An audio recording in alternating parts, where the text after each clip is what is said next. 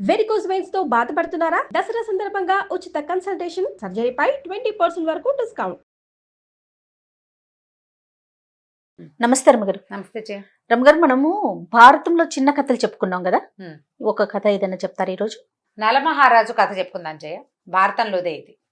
ధర్మరాజు ఆ వనవాసం చేస్తుండగా ధౌమ్యుడని వాళ్ళ ఉపాధ్యాయుడు అంటే పురోహితుడు ఆయనతోటి మాట్లాడుతున్నప్పుడు ఇలాగా మాలాగానే ఇలా అడవులు పాలైన వాళ్ళు లేదా ధర్మం కోసం అడవులు పాలైన వాళ్ళు ఎవరైనా ఉన్నారా రాజులు అని అడిగితే ఈయన ఏమన్నాడంటే, ఆయన చెప్పాడు, నీకు ఇంకా నీ భార్య నీతో ఉంది, నీ అన్నదమ్ములు నీతో ఉన్నారు, నువ్వు ఒంటరిగా లేవు.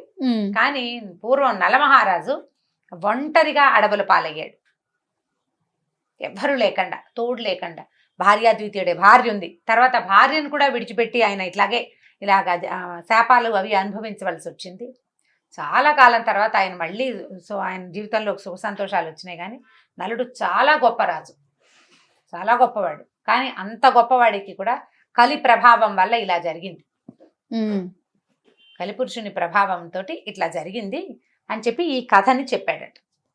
అయితే ఇది ఎవరంటే, ఈయన నిషధ దేశానికి చెందిన వీరసేనుడనే రాజుగారి కొడుకు నలుడు. తను భలే అందమైన వాడు, చాలా బుద్ధిమంతుడు, పాకశాస్త్రంలో చాలా గొప్ప ప్రావీణ్యం ఉన్నవాడు. అశ్వహృదయం అని ఆ గుర్రం పరిగెట్టి అది ఎంత దూరం పరిగెట్టింది అనేది చెప్పగలిగే లాంటి లెక్క ఉండేదన్నమాట ఆయనకి. చాలా బాగా మంచి అద్భుతమైన విద్యలు ఉన్నవాడు. అయితే ఒకనాడు ఆయన తన ఉద్యానవనంలో తిరుగుతుండగా ఒక సరస్సు దగ్గర ఆయన రాజహంసల్ని చూశాడు. హంసలు చాలా బాగుంటాయి, అవి మానసరోవరం నుంచి వస్తాయి, స్వర్గం నుంచి, మానసరోవరం నుంచి, కైలాస పర్వతం దగ్గర నుంచి ఇట్లా వ్యాహ్యాళికి వస్తాయి అన్నమాట. మామూలుగా పక్షులు తిరుగుతుంటాయి కదా. అయితే ఈ హంసల్లో ఒక హంసని పట్టుకున్నాడు ఆయన. అది చాలా అందంగా ఉంటుంది, బాతులాగానే ఉండి, బాతు చిన్నగా ఉంటుంది కదా, బాగా పెద్ద సైజు బాతు, బంగారపు రంగుల రెక్కలు అవి ఉండి మానవ భాష మాట్లాడతాయి. అవి ఎవరితో మాట్లాడితే వాళ్ళ భాషలో మాట్లాడగలవు, దైవత్వం కలిగిన హంసలు అనమాట. ఆ రాజహంసను పట్టుకున్నాడు. దాని సౌందర్యానికి ఇదిగా ముట్టుకుంటుంటే ఆ సంతోషం కలిగి వదిలిపెట్టల. మిగిలిన హంసలన్నీ అక్కడక్కడక్కడే తిరుగుతున్నాయి, వదలటల్లా ఈయన. ఇది లేకుండా అవి వెళ్ళలేవు, అన్ని కలిసి వెళ్ళాలన్నమాట గుంపుగా.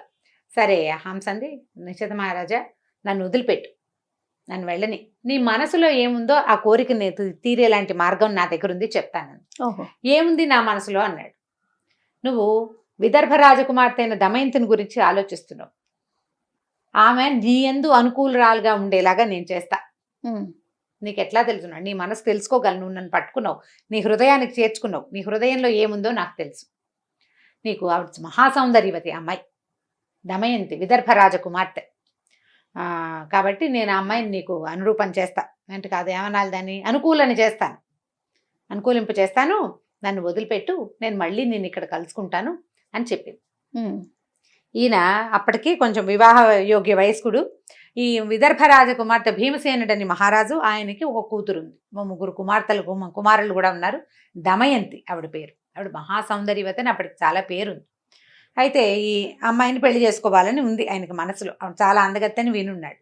ఈ హంసలు ఇక్కడి నుంచి వెళ్ళిపోయి విదర్భ రాజానికి వెళ్ళాయి. ఎక్కడైతే ఈ దమయంతి సాయంకాలపు వ్యాఖ్యలు చేస్తుందో సరోవరం తీరంలో, అక్కడికి పోయినాయి ఈ హంసలన్నీ.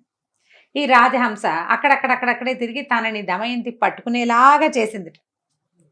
పట్టుకున్నాక, నీ మనసులో ఏముందో నాకు తెలుసు, నువ్వు నలర్ మహారాజుని గురించి ఆలోచిస్తున్నావు, ఆయన నిజంగానే చాలా స్ఫురద్రూపి, చాలా ఉత్తమ గుణాలు ఉన్నవాడు, చాలా గొప్ప రాజు, చాలా గొప్ప పేరున్న రాజకుమారుడు, పెళ్లి చేసుకుంటే అలాంటి వాడిని చేసుకోవాలి అని చెప్పింది. అప్పటికి వీళ్ళు ఏంటంటే, ఈ అమ్మాయికి మామూలుగా కొంత వయసు వచ్చాక చుట్టుపక్కల రాజకుమారుల చిత్రపటాలు అవి తెప్పించి పెడతారు, వాళ్ళ గురించి గుణగణాలు అవి తెలుసుకుంటూ సేకరిస్తారు. ఫలానా రాజుగారు అబ్బాయి చాలా అందంగా ఉంటాడు, బాగుంటాడు అంటే అది చెలికత్తలంతా అబ్బాయి నీకు సూట్ అవుతాడని ఇలా మాట్లాడతారు. ఈవిడికి అందరి గుణాలు విన్న తర్వాత నలుడి మీద మనసు కుదిరింది ఆవిడికి, దమయంతికి. సరే ఈ హంస అట్లా రాయబారం చేసి, నువ్వు ఏదైనా చెప్తానంటే నేను తీసుకెళ్ళి చెప్తాను ఆయనకి, ఓహో మనసు ఇచ్చానని, నేను నిన్నే వివాహం చేసుకుంటాను, నువ్వు చెప్పమంటే చెప్తా అని చెప్పింది. ఈ హంస దమయంతికి హంస రాయబారం. రవివర్మ గారు ఒక అద్భుతమైన చిత్రం ఒకటి కనపడుతుంది మనకి, ఇట్లా వంగి నుంచున్న దమయంతి దేవి హంస. అవునవును, అంత చాలా అద్భుతమైన ఘట్టం అనమాట అది. సరే ఈ హంసకి ఒప్పుకుంది ఈవిడ, ఇలా హంసతోటి మాట్లాడుతోంది అంటే, రాజకుమార్తె హంసలతోటి చిలకలతోటి మాట్లాడుతుంటే వివాహ యోగ్యమైన వయసు వచ్చేసిందని వాళ్ళ నాన్న ఏం చేశాడు, స్వయంవరం ప్రకటించాడు. స్వయంవరం ప్రకటిస్తే అన్ని దేశాల రాజకుమారులతో పాటు ఈ నలమహారాజు కూడా ఈ స్వయంవర పత్రిక అందింది. ఇప్పుడు ఈ అమ్మాయి తనని వరించి ఉన్నది అతనికి తెలుసు, తను కూడా ఆ అమ్మాయిని వరించి ఉన్నాడు. వెళ్తే తననే పెళ్లి చేసుకుంటుందన్న ఉద్దేశంతో ఈయన బయలుదేరాడు. బయలుదేరి వెళ్ళేసరికల్లా మార్గ మధ్యంలో ఆయనకి ఇంద్రుడు, వరుణుడు, అగ్ని, యముడు 4 దిక్పాలకులు కనపడ్డారు. ఇంద్రుడే మొదట కనిపించాడు. కనిపించి నలమహారాజా ఏమిటి నీ సంగతి ఏమిటి మాట్లాడాడు. మాట్లాడి మేము దమయంతి స్వయంవరానికి పిలుపొచ్చింది, దిక్పాలుడు కూడా ఆహ్వానాలు వచ్చినాయి, మేము దమయంతి స్వయంవరాన్ని బయలుదేరామంటే ఈయన కూడా నేను కూడా అనుకుని మేము 4 దిక్పాలురం కదా, మా 4లో ఒకళ్ళని వరించేలాగా నువ్వు రాయబారం చెయ్యి, నువ్వు చాలా తెలివిగలవాడివి, చమత్కారివి, బాగా మాట్లాడతావు, నువ్వు వెళ్ళి మా సంగతి చెప్పాలి, మా 4లో ఎవరో ఒకళ్ళనే ఆమె వరించాలి అని చెప్పమన్నారు. చెప్పమనేసరికల్లా ఇతనికి అనిపించింది, ఇదేంటి ఈ అమ్మాయి నేను పెళ్లి చేసుకోదలుచుకుంటే వీళ్ళంతా తయారయ్యారు అనుకున్నాడు. కానీ దేవతల్ని కాదని ఏం చేస్తాం అన్నాడు. నేను ఎట్లా వెళ్తాను అమ్మాయి దగ్గరికి అంటే, ఏముంది మేము నీకు కాలగమన విద్య, అదృశ్య విద్య ఇస్తాం, నువ్వు ఇక్కడ అదృశ్యం అయిపో, ఆయన అంతఃపురంలో వెళ్ళిపోతావు, నువ్వు ఆమెకి మా మాట చెప్పు అనేసరికల్లా ఇంకా తప్పక ఒప్పుకున్నాడు. ఒప్పుకుని వీళ్ళు ఇక్కడ అదృశ్యం చేశారు, అక్కడ ప్రత్యక్షం చేశారు. అక్కడికి వెళ్ళాడు. ఈవిడ తెల్లబోయింది, ఎవరో వచ్చాడు, ఎవరో ఈవిడికి తెలియదు కదా, నలుడిని వరించింది, విలాసాలు ఆవిడకి ఏదో చిత్తరు వచ్చింది అంతే, అంత బాగా ఏం గుర్తుపట్టేటట్టు ఫోటోలు కావు కదా, ఈవిడ గుర్తేం పట్ల, చిత్రలేఖనం ఫోటోలు. ఆయన గుణగణాలని వలిచింది కానీ సౌందర్యాన్ని కాదు అది. సరే నేను నలమహారాజునంటే ఇప్పుడు సిగ్గుపడింది, నేను వరించానని చెప్తాం అనుకుంది. అయితే ఈయనేమన్నాడు, దిక్పాలురు 4 నిన్ను వరించారట, వాళ్ళలో ఎవరో ఒకళ్ళని నువ్వు పెళ్లి చేసుకోవాలమ్మా, వాళ్ళు నన్ను నీ దగ్గరికి దూతగా పంపారు, విషయం చెప్పేశాడు. కాబట్టి నువ్వు వీళ్ళ 4లో ఎవరో ఒకళ్ళని వరించు అనగానే ఆవిడ ఏడ్చి మొత్తుకుంది. ఏమిటి వాళ్ళని వరించడం, నేను నిన్ను వరించాను, అందుకని మా నాన్న ఈ స్వయంవరం చాటిచ్చాడు, ఎలాగో నువ్వు వస్తావు, నీకు కూడా ఉత్తరం పంపారు, నువ్వు వస్తే నీ పేరు చెప్పగానే నేను వచ్చి నీకు దండేద్దాం అనుకున్నాను, నేను నిన్ను మనసులో పెట్టుకున్నా, హంస రాయబారం వల్ల ఇంకా దృఢమైంది అది, అంతకుముందు వేగ్గా ఉంది. హంస వచ్చి చెప్పింది, నువ్వు నన్ను గురించి ఆలోచిస్తున్నావని, నువ్వు చాలా అందగాడివని, నువ్వు కళ్యాణ గుణాలు ఉన్నవాడివని తెలుసుకుని నేను నీకు మనసు ఇచ్చాను, నిన్ను మనసులో పెట్టుకుని వాళ్ళని ఎవరినో నేను ఎందుకు పెళ్లి చేసుకుంటా, నేను చేసుకోనంది అనేసరికల్ నేను చచ్చిపోతానని అనేసరికల్ ఈయన అన్నాడు, అమ్మ ఎలా చచ్చిపోతావు, అగ్నిలో దూకేవనుకో అగ్నిదేవుడికి దొరికిపోతావు, నీళ్లలో దూకితే వరుణుడికి దొరికిపోతావు, నువ్వు ఏం చేసినా మరణించి యముడినే చేరుతావు, అసలు నీకు మరణించాలన్న ఊహొస్తేనే ఇంద్రుడికి దొరుకుతావు, నువ్వు ఇంద్రుడు సర్వాంతర్యామి, మానవుల మనసు ఏ పోకడలు పోతుందో అవన్నీ ఇంద్రుడి అధీనంలో ఉంటాయి, నువ్వు ఏం చేసినా నువ్వు వాళ్ళకే దొరుకుతావు, ఆ బాధ ఎందుకు, బతికుండే తీసుకోవచ్చు కదా ఈ అవకాశం, నువ్వు హాయిగా మానవుణ్ణి నన్ను వరించి నువ్వేం చేస్తావు, వాళ్ళకి మరణం లేదు, నిర్జరులు వాళ్ళు, ముసల్తనం లేదు, తర్వాత ఏమో అమరుడు, మరణం లేదు, ముసల్తనం లేదు, నేనేముంది అయిపోతాను తొందరగానే. మానవులకి ఎంత పెద్దవాళ్ళే ఎప్పుడో ఒకప్పుడు మరణం అంతే కదా, ఏ మరణము లేని, జరామరణాలు లేని నిరామయమైన స్థితిలో ఉంటారు, నిత్య యవనులుగా ఉంటారు. దేవతల్ని వరించడం కంటే గొప్ప అవకాశం ఉందా, ఒక మానవ కాంతని దిక్పాలకులు వరించడం ఏమిటమ్మా, చాలా అద్భుతమైన సంగతి, కాబట్టి నువ్వు వాళ్ళలో ఎవరో ఒకళ్ళని వరించమన్నాడు. ఈవిడంది, అలా కాదు, నేను వాళ్ళనే ప్రార్థిస్తాను, నేను నలుడిని వరించాను, మిమ్మల్ని పెళ్లి చేసుకోను అని వాళ్ళనే అడుగుతా, వాళ్ళే ఒప్పుకుంటారు. ప్రార్థిస్తే ఒప్పుకోరా, దేవతలు ఉన్నది ఎందుకు, ప్రార్థన ఒప్పుకోవడానికే కదా, అప్పుడు నువ్వు దౌత్యం చేసినట్టు ఉంటుంది, నేను నా పెళ్లి నా ఇష్ట ప్రకారము జరిగినట్టు, నీ తప్పేం లేదు, వచ్చావు చెప్పావు వెళ్ళిపోమంది. ఈయన ఏం చేశాడు, సరే చెప్పేశాడు కదా, నిశ్శబ్దంగా అక్కడి నుంచి మాయమైపోయాడు, వచ్చేసాడు. అందరు రాజకుమారులతో పాటు తను కూడా నగర ప్రవేశం చేశాడు, అంతఃపురం కాదు నగరంలోకి ప్రవేశించారు. ప్రవేశిస్తే ఎవరికి వాళ్ళకి విడుదల ఇచ్చారు చక్కగా, ప్రతి రాజకుమారుడు చక్కగా అలంకరించుకుని, ఈ అమ్మాయి మహాసౌందర్యవతి అయిన కన్య, భీమసేనుడు చాలా గొప్పగా ఒక దముడనే ఒక ఋషి వరం వల్ల ఈ అమ్మాయి మిగిలిన కుమారులు జన్మించారు ఆయనకి, వరం వల్ల పుట్టిన పిల్ల, ఆ పిల్లని పెళ్లి చేసుకుంటే వాళ్ళు చక్రవర్తి అవుతారని గొప్ప పేరు వచ్చింది ఆ అమ్మాయికి.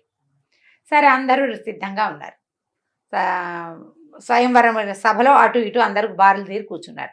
అమ్మాయికి ఒక వరమాలు ఇచ్చారు, పక్కన ధాత్రి అని ఒక పక్కన ఒక ఆవిడ ఉంటుంది అనమాట, ఈ కన్య పక్కన నిలబడి, ఈయన ఫలానా దేశపు రాజుగారు, ఈయనకి ఆ గుణాలు ఉన్నాయి, అది ఉన్నాయి, ఇది ఉన్నాయి, అట్లా చెప్పుకుంటూ వస్తుంది.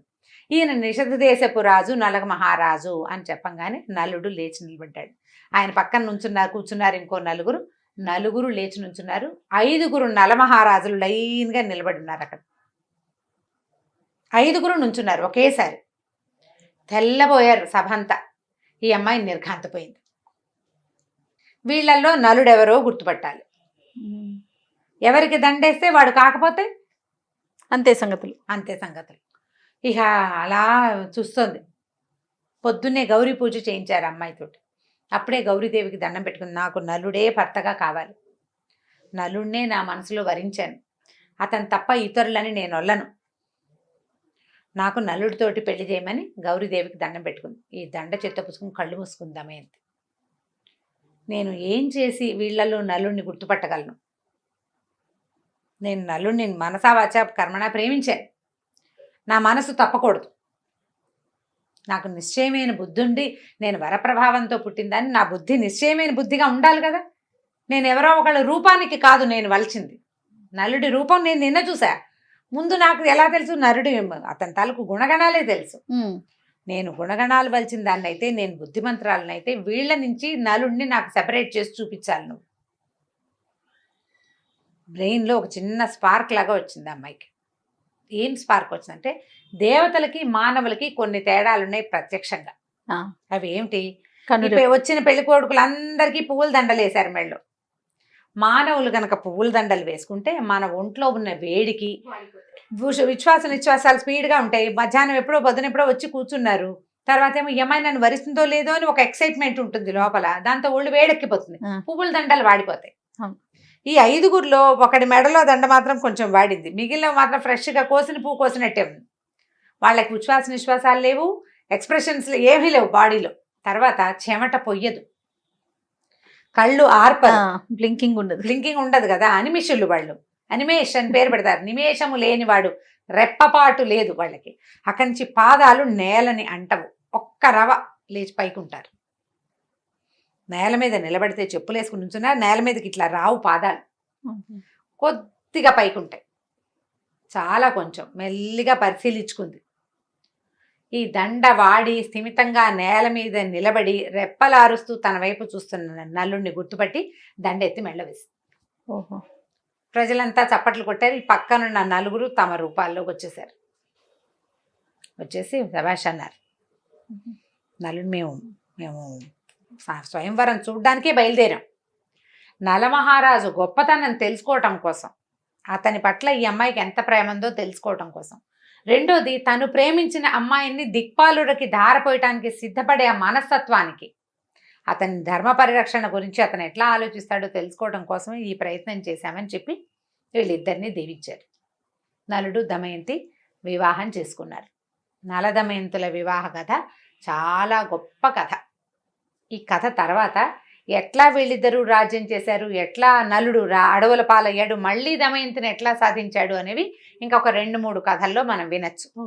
ఇది కళ్యాణం. తర్వాత వీళ్ళిద్దరూ నిషేధానికి వెళ్ళిపోయి రాజ్యం చేసుకుంటున్నారు. సంతానం కూడా కలిగింది. 2 పిల్లలు పుట్టారు. ఈ సమయంలో ఆ తర్వాత ఏం జరిగింది అనేది మనం ఇంకో కథలో తెలుసుకుందాం. తప్పకుండా గారు. నమస్తే అండి. నమస్తే. నల దమయంతుల కథ మొదలు పెట్టాం. అవునండి. నలుడు దమయంతి దిక్పాలకుర్ని అందరినీ ఆవిడ తోసిరాజని నలుడిని వివాహం చేసుకుంది అమ్మాయి. సరే, చక్కగా పెళ్లి అది చేశారు చాలా గ్రాండ్గా. దిక్పాలురు కూడా సరే, ఆ అమ్మాయి అతని ధర్మపరాయణత్వము, ఆ అమ్మాయి యొక్క పాతివ్రత్యము, అంటే ప్రేమించిన వాడినే వివాహం చేసుకోవాలి, ఇతరులను వెళ్ళకూడదు, దేవతలు దిగొచ్చినా సరేనన్న ఆ అమ్మాయి తాలూకు సద్బుద్ధికి చాలా మెచ్చుకున్నారు. 4గురు బయలుదేరి వెళ్ళిపోయారు.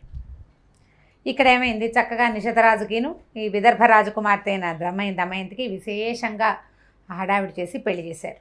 చాలా చక్కగా చాలా కాలం పాటు వీళ్ళంతా ఇక్కడే ఉండిపోయారు. అమ్మాయి, అతని భర్త, అమ్మాయి చాలా కాలం పాటు అక్కడే ఉన్నారు. అయితే ఈ దిక్పాలురు తిరిగి వెళ్తున్నారు కదా, వెళ్తుంటే వాళ్ళకి 2 ఎదురుపడ్డారు. ఒక ఆయన ఏంటంటే, ఇప్పుడు ద్వాపరయుగము, కృతయుగము, త్రేతాయుగము, ద్వాపరయుగము, కలియుగము 4 యుగాలు ఉన్నాయి కదా. ఈ 4 యుగాలకి 4 పురుషులు ఉంటారు. ద్వాపర యుగ పురుషుడు, కలియుగ పురుషుడు, కలిపురుషుడు, ద్వాపర పురుషుడు అనాలి. వాళ్ళిద్దరూ ఎదురుపడ్డారు.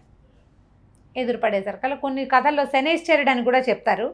ఈ కలిపురుషుడు అన్న మాటే నాకు బాగుందనిపించింది మరి. ఓకే. అయితే ఎదురుపడేసరికల్లా ఎక్కడికి బయలుదేరారు, ఎక్కడికి అని మాట్లాడుకుంటే ఈ కలిపురుషుడు ఏం చెప్పాడంటే, దమయంతి స్వయంవరం, వైదర్భి స్వయంవరము, మేము ఆ అమ్మాయిని నేను వివాహం చేసుకోవాలనుకుంటున్నా, అందుకని బయలుదేరాం అనేసరికల్లా దేవతలు నవ్వారు. వీళ్ళు నలుగురు పక్కపక్క నవ్వి, అయిపోయిన పెళ్ళికి బాజాలేమిటి, వివాహం అయిపోయింది, మమ్మల్ని కూడా కాదని ఆ అమ్మాయి ఒక వైదర్భి నలుణ్ణి, నలమహారాజు నరుణ్ణి పెళ్లి చేసుకుంది అనేసరికల్లా వీళ్ళకి చాలా ఒళ్ళు మండిపోయింది, కోపం వచ్చేసింది కలిపురుషుడికి.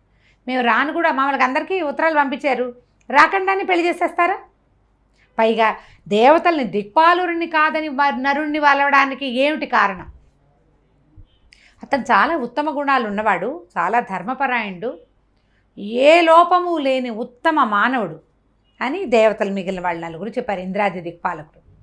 ఈ కలి అన్నాడు, నాబోటి వాడు నేను కనుక ఒకసారి ఆవేశిస్తే ఎలాంటి వాడినైనా కింద మీద చేస్తాను నేను. అంటే కలిపురుషుడు ఆవహించాలన్నా, కలి ప్రభావానికి లోనవ్వాలన్నా వ్యక్తుల్లో ఒక దుష్టత్వం ఉండాలి, ఒక చెడు, ఒక పాపం, ఒక లవలేశమైన ఉంటే కానీ కలి ప్రభావం ఉండదు అతని మీద. అతను చాలా ధర్మాత్ముడు, నీ వల్ల కాదు అతన్ని ఏమైనా చేయటం అని మిగిలిన దిక్పాలకులు చెప్పారు. కానీ వీళ్ళిద్దరికీ నచ్చలేదు. ద్వాపర పురుషుడు సామాన్యంగా ఉన్నాడు, కలికి మాత్రం చాలా చికాకు కోపము వచ్చింది. ఏమనుకున్నాడంటే దిక్పాలురుని కాదని వివాహం చేసుకున్న వైదర్భికి బుద్ధి రావాలి, ఇట్లా మమ్మల్ని అపహాస్యం చేసినట్టుగా దిక్పాలురిని అపహాస్యం చేసి అమ్మాయిని వివాహం చేసుకున్న వాడికి బుద్ధి రావాలి, కాబట్టి మేము ఎలాగైనా ఇతని అంతు చూడాలని భావించారు. వాడిని లైన్లో పెడతాను చూడండి నేనని చెప్పాడు. అంతే బుద్ధి వచ్చేలాగా చేస్తానన్నాడు. నలుడంత గొప్పవాడేం కాదని ప్రూవ్ చేయాలి అని పెట్టుకున్నాడు అనమాట. అతను వచ్చి ఈ విదర్భ రాజ్యంలో దేశంలోకి ఉండిపోయాడు, అవకాశం కోసం చూస్తున్నాడు అనమాట కలిపురుషుడు. చూస్తుంటే ఏమైంది, వీళ్ళనేమో పెళ్లి కొడుకుని పెళ్లి కుమారుని కూతుర్ని కొద్ది రోజులు అట్టే పెట్టుకున్నారు పెళ్లివారింట్లో. తర్వాత తమ రాజ్యానికి తరలి వెళ్ళాక ఇట్లా రాజకుమార్తెను తీసుకొస్తున్నాడని నలుడు రాజ్యంలో నిషధ సామ్రాజ్యంలో అంతా చక్కగా పండగ చేశారు, తోరణాలు కట్టారు, ఎంతో వైభవంగా చేశారు, చాలా అంటే స్వాగత సత్కారాలు బాగా చేశారనమాట. వచ్చిన తర్వాత చక్కగా అతను ఏం చేశాడంటే అందరికీ అన్నీ పంచిపెట్టాడు, బాగా దాన ధర్మాలు చేశాడు. తన వివాహం జరిగిన నేపథ్యంలో కోరుకున్న స్త్రీ దొరకటం, దిక్పాలుల్ని కూడా కాదనుకుని తనని వరించినటువంటి అమ్మాయిని ఎంత గౌరవించాలి, మరి అంతా గౌరవించి చాలా విశేషంగా దాన ధర్మాదులు, యాగాదులు, యజ్ఞాదులు చేశాడు. కలిపురుషుడు అతని కోసం వేచి వేచి వేచి చూస్తున్నాడు. ఎప్పుడైనా ఒక్కసారైనా ఏదో ఒక సందర్భంలో అయినా అతనిని పట్టుకోవడానికి అవకాశం ఉందేమోనని చూడగా జరుగుతూ ఉంది. ఈ లోపల దమయంతి దేవి గర్భవతి అయింది. ముందు కుమారుడు పుట్టాడు, రెండోసారి గర్భవతి అయింది, కుమార్తె కూడా పుట్టింది. 10 సంవత్సరాల పైనే గడిచిపోయినాయి. ఏమీ చేయలేకపోయాడు నలుడిని. ఒక మంటగా ఉంది. ఇప్పుడు మళ్ళీ వెళ్ళి స్వర్గంలో వెళ్ళి అందరూ ఎదురుపడితే ఏం చేసావు అంటారు. అందుకని ఏమనుకున్నాడు, ఎన్నో విపరీతమైన ముఖాలున్న జంతువుల్ని సృష్టించి వదిలిపెట్టాడు వీళ్ళంతా చూడడానికి. మరి రాజు వాటన్నింటినీ తరమదు ప్రజారంజకంగా పరిపాలించాలి కదా. ఎన్ని జంతువులో వన్య జంతువులు, ఎన్నో క్రూర మృగాలు పుట్టినాయి. 3 ముఖాలున్నవి, 5 ముఖాలున్నవి కూడా, 5 కాళ్ళు 7 కాళ్ళు ఉన్న జంతువులు కూడా విచిత్రమైనవి కలి ప్రభావంతో పుట్టి అవన్నీ ఊళ్ళ మీద పడేసరికల్లా ఇతను ఒక బోయవాడి వేషంలో కలి కొంతమంది వ్యాధుల్ని వాళ్ళని వెంబడి పెట్టుకుని, మహారాజా నీ వల్ల మాకు ఈ కష్టం తీరాలి, ఇట్లా సమస్యలు పడ్డామంటే అతను ఏం చేశాడు, భార్యని కూడా వెంబడి పెట్టుకుని అడవికి వెళ్ళి వేటాడాడు. కొద్ది కాలంలోనే వేటాడి మొత్తం జంతువులన్నిటినీ చంపేశాడు. అంత పరాక్రమశాలి కూడా అతను, చాలా జంతువుల్ని చంపేశాడు. అడవి నిష్కంటకంగా అయిపోయింది.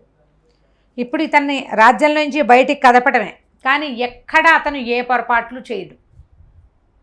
సరే, ఆ అడవిలో ఉండగానే భార్య ఒక చెట్టు కింద కూర్చుంటే ఆమె ఒళ్ళో తల పెట్టుకుని పడుకుంటే ఆయనకి ఒక పీడకలు వచ్చి దక్కును ఉలిక్కిపడి లేచి, ఉలిక్కిపడేసరికల్లా భార్య, ఎందుకు అంత ఉలిక్కిపడ్డావు, ఎందుకు ఇంత భయం వేసింది నీకు అని అడిగితే ఏమన్నాడు, నాకు ఒక పీడకాలు వచ్చింది, మన సామ్రాజ్యము, ఆస్తి స్వాస్తి అన్నీ పోయినాయట, నువ్వు నేను సెపరేట్ అయిపోయా అంట, కానీ భగవంతుడైన విష్ణుమూర్తి కరుణ వల్ల మళ్ళీ మనం కలిసాం అంటే. భార్య ఇవిడ దమయంతి దేవి చాలా సమర్థురాలు, తెలివిగలది.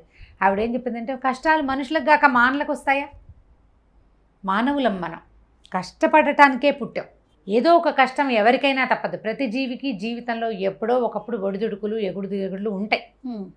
మనం అంతా భగవంతుడి మీద నమ్మకం పెట్టుకుండాలి, మన ప్రవర్తన సరిగ్గా ఉండాలి. మనం ధర్మపరాయణులుగా ఉన్నంతకాలం మనకు వచ్చిన భయం ఏం లేదు. నీ అంత ధర్మాత్ముడివి నువ్వే, నీలాంటి రాజే లేడు భూమి మీద, నువ్వంత గొప్ప రాజువి, నీకు సుఖాంతమే, పీడకలే, ఆస్తి పోయింది, అన్నీ పోయినాయి, నువ్వు రోడ్డు మీద పడ్డావు, ఓకే, బాగుంది అంత మటుకు. కానీ మళ్ళీ కలిసామని అనిపించింది కదా, కాబట్టి నువ్వు భయపడద్దు, పగటి కళ మీద అంత దృష్టి పెట్టకూడదని ఆయన స్వాంతం పరిచేసింది. చక్కగా మాట్లాడి ఆయన సర్దేసింది.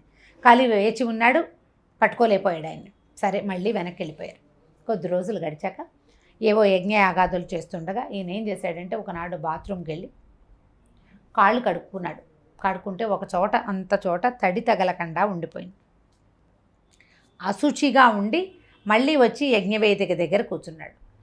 ఓహో, కాళ్ళు కడితే మన వెనకాల ఉండకూడదు, బొల్లు ఉండకూడదని చెప్తారు. బొల్లు ఉండకూడదు, శుభ్రంగా కడగాలి అని చెప్తారు. అందుకు ఈ కాల్లో ఆ తడి తగలని ప్రాంతం అంతా ఉండేసరికి ఆ ప్రాంతం ద్వారా కలి ఈయన శరీరంలోకి ప్రవేశించేశాడు. బుద్ధి రకరకాలుగా పోతుంది, చెడు పనులు చేయాలని ప్రేరేపిస్తుంది, ఎంతమంది చెప్పినా మాట విననివ్వదు. అది మంచిది కాదని తెలిసినా అదే చేయబుద్ధి అవుతుంది. కలియుగపు లక్షణం. మంచిది కాదని తెలుసు, అయినా అదే చేస్తాడు. దీనివల్ల కష్టం వస్తుందని తెలుసు, రేపు ఇబ్బంది పడతామని తెలుసు, కానీ ఆ ప్రేరేపణ, ఆ ఉద్రేకం ఆగదనమాట. కలి లక్షణం అది. అయితే ఏం చేశాడంటే కలి ఈయన శరీరంలో ఉండిపోయాడు. ఇక తర్వాత ఏమైంది, ద్వాపర పురుషుడు కూడా కలితో పాటు సహాయంగా వచ్చాడు. ఈ ద్వాపర పురుషుడు ఏం చేశాడంటే ఈయనకి 54 మంది, ఇంచుమించుగా 54 మంది సామంత రాజులు ఉన్నారు. ఆ సామంతులలో ఒకడైన పుష్కరుడు అనేవాడి దగ్గరికి ఈయన వెళ్ళాడు. ఈ ద్వాపర పురుషుడు వెళ్ళి కలిపురుషుడి యొక్క ప్రేరేపణ వల్లే, ద్వాపర యుగం నిజానికి ధర్మయుగం చాలా మటుకు 80%, నిజానికి కొంత బెటరే, మనలాగా ఇంత దుర్మార్గంది కాదు. కానీ అక్కడ కూడా చిన్న చిన్న కలితాలకు అంశాలు ఉన్నాయి. దుర్యోధనుడు వాళ్ళంతా ఇట్లాంటి వాళ్ళే కదా. అవునవును, పక్కవాడికి వెళ్ళనివ్వకూడదు, మనకే కావాలనే ధోరణి, అది కలియుగపు ధోరణి. అయితే ఏం చేశాడంటే పుష్కరుడికి ఏం చెప్పాడు, నువ్వు సామంతరాజుగా ఉన్నావు, మహాసామ్రాజ్యం అంతా నువ్వు సొంతం చేసుకోవచ్చు, నీకు అవకాశం చూపిస్తాం మేమంటే. అమ్మో నాకు భయం, ధర్మ భయం అన్నాడు. ధర్మం ప్రకారమే నీకు ఆస్తి వచ్చేలాగా, డబ్బు వచ్చేలాగా చేస్తాం అని చెప్పి నలమహారాజుని పాచికలాడడానికి పిలవమన్నారు. ద్యూత క్రీడ అని ప్రేరేపించారు. నువ్వేం కంగారు పడదు, ఓడిపోతాననుకోవద్దు, నీ పాచికలకి మేము హామీ, నువ్వు గెలిచేలాగా చేసే పూచి మాది, ఎలాగైనా నలమహారాజు సామ్రాజ్యాన్ని లాక్కోవాలి అని చెప్పి పుష్కరుడిని బాగా ఎంకరేజ్ చేశారు. వాడు కూడా ఆ పుష్కరుడు కూడా వీళ్ళ ప్రభావానికి లోనై ఒప్పుకున్నాడు. అప్పట్లో సామంతరాజులు రాజు మీద తిరుగుబాటు చేయటము అది అప్పటి పద్ధతి కాదు అసలు. అయినా కూడా ధర్మపరాయణులుగా ఉండేవాళ్ళు. వాళ్ళని వీళ్ళు ఇలాంటి వాళ్ళు ఆవేశించినప్పుడు ఇక చేయగలిగేదేం లేదు. సరే అక్కడి నుంచి ఏమైంది, ఇక్కడికి వచ్చి ఈ సామంతులు వీళ్ళంతా సభ చేసినప్పుడు నలమహారాజు దగ్గర పుష్కరుడు అన్నాడు, ఎంతో కాలం నుంచి చాలా సరదాగా ఉంది, మీతో ద్యూతం ఆడాలని కోరిక మహారాజా అంటే. నలమహారాజు ఆలోచించుకున్నాడు. ద్యూతం సప్తవ్యసనాల్లో ఒకటి, వ్యసనం ద్యూతం చేయకూడదు. కానీ రాజు యొక్క ధర్మం ఏమిటి, ఎవరైనా ధర్మద్యూతానికి పిలిస్తే వెళ్ళాలి తప్పకుండా. ద్యూతానికి పిలిచినప్పుడు నో అనకూడదు. ఇదే పాయింట్ ధర్మరాజు దగ్గర వర్కౌట్ చేశారు దుర్యోధనుడు వాళ్ళు. అది చెడ్డ పని అయినా సరే పిలిస్తే వెళ్ళాలి.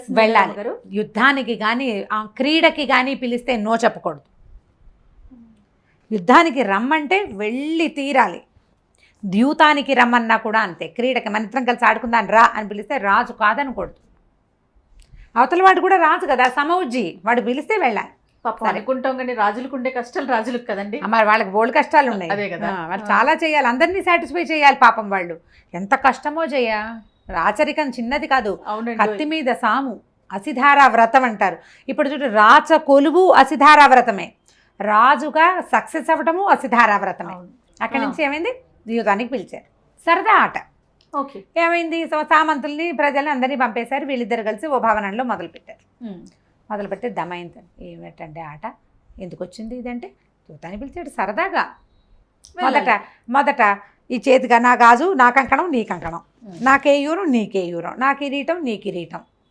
ఎన్ని పెట్టినా కిరీటాలు పోయినాయి, కంకణాలు పోయినాయి, గొలుసులు పోయినాయి, ముత్యాల గొలుసులు పోయినాయి. ఒకటి ఒకటి ఒకటి పుష్కరుడి పరమైపోతున్నాయి. పాచికలు వాడికి ఏం వేస్తే అది వచ్చేస్తుంది. నలుడు వేస్తే ఓడిపోతాడు, గెలవలేడు. నలుడు ఒక్కసారి కూడా గెలవల. సరదా కాడే ఆటలో కూడా గెలవకూడదు, గెలవలేదు అంతే.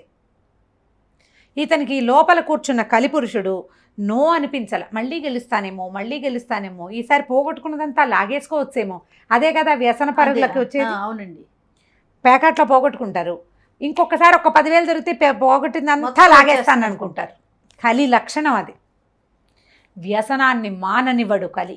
తాగుబోతుతనం కానీ ఈ పేకాట కానీ మట్కాలు అవి ఆడతారు, పిచ్చి ఆటలు, పులిజూదం కూడా ఆఖరికి అంటే పులిమేక ఆడతారు. పులిమేక అని పులిజూదం మీద కూడా పోటీలు పెట్టి ఊళ్ళలో ఆస్తులు పోగొట్టుకున్న వాళ్ళు ఉన్నారు తెలుసా. ఏమీ లేదు, జస్ట్ చిన్న ఒక చిన్న సున్నా జుట్టు ఇట్లా గీతలు గీస్తారు, గళ్ళు, చిన్న ఆట, అరుగుల మీద కూర్చుని ఆడుకుంటారు. సరదాగా మొదలుపెట్టి పొలాలు ఒడ్డేసిన వాళ్ళు ఉంటారు. అంత జూతం పిచ్చి. ఒకసారి గనక ఓడేమా ద్విగుణీకృతోత్సాహంతో మళ్ళీ దిగుతారు. కోడిపందాలు ఇక ఎంతంత పోగొట్టు, బెట్టింగ్ ఎంత పిచ్చిగా ఉంది. అవునండి, అవును. వాళ్ళెవరో ఆడుతుంటే వాళ్ళ మీద మనం పందెం కట్టడం ఏంటని అనుకోవట్లా. జీవితం ఇలా వ్యసనంగా ఉంటుందన్నమాట ఆ పందెం వడ్డటం అనేది. ఇట్లా ఈయన రాత్రి పగలు ఈ ఆటలో మునిగాడని తెలుసుకుని పట్టణ ప్రజల్లో పెద్దవాళ్ళంతా వచ్చారట. ఇదేం ఆట ప్రభు, ఏనాడైనా నువ్వు జూత క్రీడ ఆడేవా? వద్దు ఆపమంటే ఆపలేదు, ఆపాలనిపించల, ఇంకా ఆడేద్దాం అనిపించింది. భార్య బతిమలాడింది. మెల్లిగా రాజభవనాలు అవి పందెంలోకి వచ్చేయటం మొదలుపెట్టాయి. బెదిరిపోయింది ఈవిడ దమయంతి. ఏం చేసింది, ఒక సారథిని, బాగా ఈయనకి అలవాటైన సారథిని ఒకటి పిలిచి పిల్లలిద్దరిని పంపించేసింది. ఏదో జరగబోతుంది అనిపించిన అపశకునాలు కనిపిస్తున్నాయి ఆవిడికి. గుడ్ల గూబలువి, నక్కలవి అరుపులు వినపడుతున్నట్టు అట్లా భయంగా ఉంది. వద్దన్న కొద్దీ చేస్తున్నాడు అతను, మానటల్లా. పిల్లలిద్దరిని తండ్రి దగ్గరికి పంపించేసి పుట్టింటికి. చివరికి ఏమైంది, రాజ్యం ఒడ్డారు, అయిపోయింది, పోయింది రాజ్యం అంతా. మొత్తం పుష్కరుడి పరం అయిపోయింది. పైనున్న ఉత్తరీయం కూడా ఒడ్డేశాడు. ఒక నడువుకి కట్టుకున్న వస్త్రంతో భార్యా సమేతంగా బయటికి వెళ్ళిపోవాలి. ఈయన పెళ్ళాన్ని వడ్డల, ధర్మరాజు కాదు ఈయన. భార్యతో పాటు అతను రోడ్ల మీద పడ్డాడు. అడవుల పాలైపోయాడు నలమహారాజు. ఇప్పుడు ఇతను తన బుద్ధితోటి ఆడల, సొంతంగా ఆయనకి వ్యసనపరత్వం లేదు. లోపల చేరిన కలిపురుషుడు అతన్ని అట్లా ప్రేరేపించాడు ధర్మభ్రష్టుణ్ణి చేయాలని.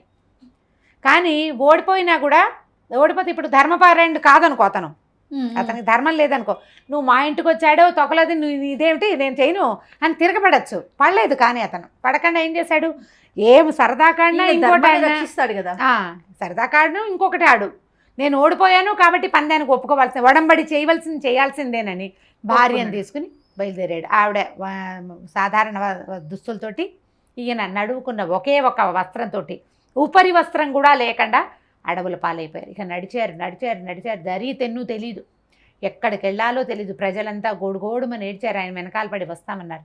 రాజ్యం సర్వసహా సామ్రాజ్యం అంతా పుష్కరుడికి ఒడ్డాను, అతను గెలిచేశాడు కాబట్టి రాజ్యంలో ఉన్న ప్రజలు కూడా పుష్కరుడి వాళ్ళే, నాతో రావడానికి వీల్లేదు, మీరు అక్కడే ఉండాలి అని చెప్పి ప్రజలందరినీ వీడ్కోలు పలికేశాడు. వాళ్ళు ఎవ్వరూ అతనికి ఆశ్రయం ఇచ్చినా తీసుకోలే. రాజ్యం వదిలేస్తానన్నా వదిలేయాల్సిందే, ఇంకా ధర్మం మాత్రం తప్పల. భార్యాభర్త ఇద్దరు అడవుల పాలైపోయారు. 2-3 రోజులు బిగిన నడుస్తూనే ఉన్నారు. భార్యను చూస్తే బాధ, ఏం చేయాలో తెలియదు. ఎండకన్నెరుగని రాజకుమార్తె, తండ్రి ఎంతో యజ్ఞం చేసి పూజ చేసి తపస్సు చేసి మునుల వరం వల్ల పొందిన కూతురు, దిక్పాలకుడిని కూడా వద్దని నువ్వే కావాలని పెళ్లి చేసుకుంటే, చివరికి నేను ఇది చేశాను, ఈ అమ్మాయిని అడవుల పాలు చేశానని ఆ దుఃఖం తట్టుకోలేకపోయాడు ఆయన. ఏం చేయాలో తెలీదు. ఆమె చెప్పింది, ప్రజలు వచ్చి చెప్పారు. అయినా కూడా మరి ఏ శక్తి లోపలుండి నన్ను ఈ పిచ్చి ఆటకి ప్రోత్సహించిందో ఆయనకు తెలియలేదు. కన్నీరు మున్నీరుగా ఉంది లోపల. మగవాడు పెద్దగా ఏడవలేడు. ఆవిడ పోతే పోయింది, భర్త అయినా తనతో పట్టినాడు, పిల్లలు సేఫ్గా ఉన్నారని ధైర్యంగానే ఉంది. నడుస్తున్నారు, మరి నడవలేకపోతోంది. ఏం చేస్తారు, అట్లా వెళ్తూ ఉన్నారు. ఇలా వెళ్తూ ఉన్నటువంటి నలదమయంతులు ఎక్కడికి చేరారు, వీళ్ళ కథ ఎలా కంచికి చేరిందో మనం వచ్చే భాగంలో తెలుసుకుందాం. తప్పకుండా అండి. నమస్తే జయ.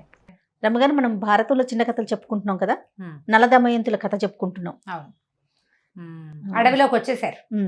అడవిలో అట్లా నడవటం మొదలుపెట్టారు. నడిచి రోజుల తరబడి ఏం నడుస్తారు. ఆయనకి ఎంత బాధగా ఉందో, అయ్యో ఇంత పని చేశాను.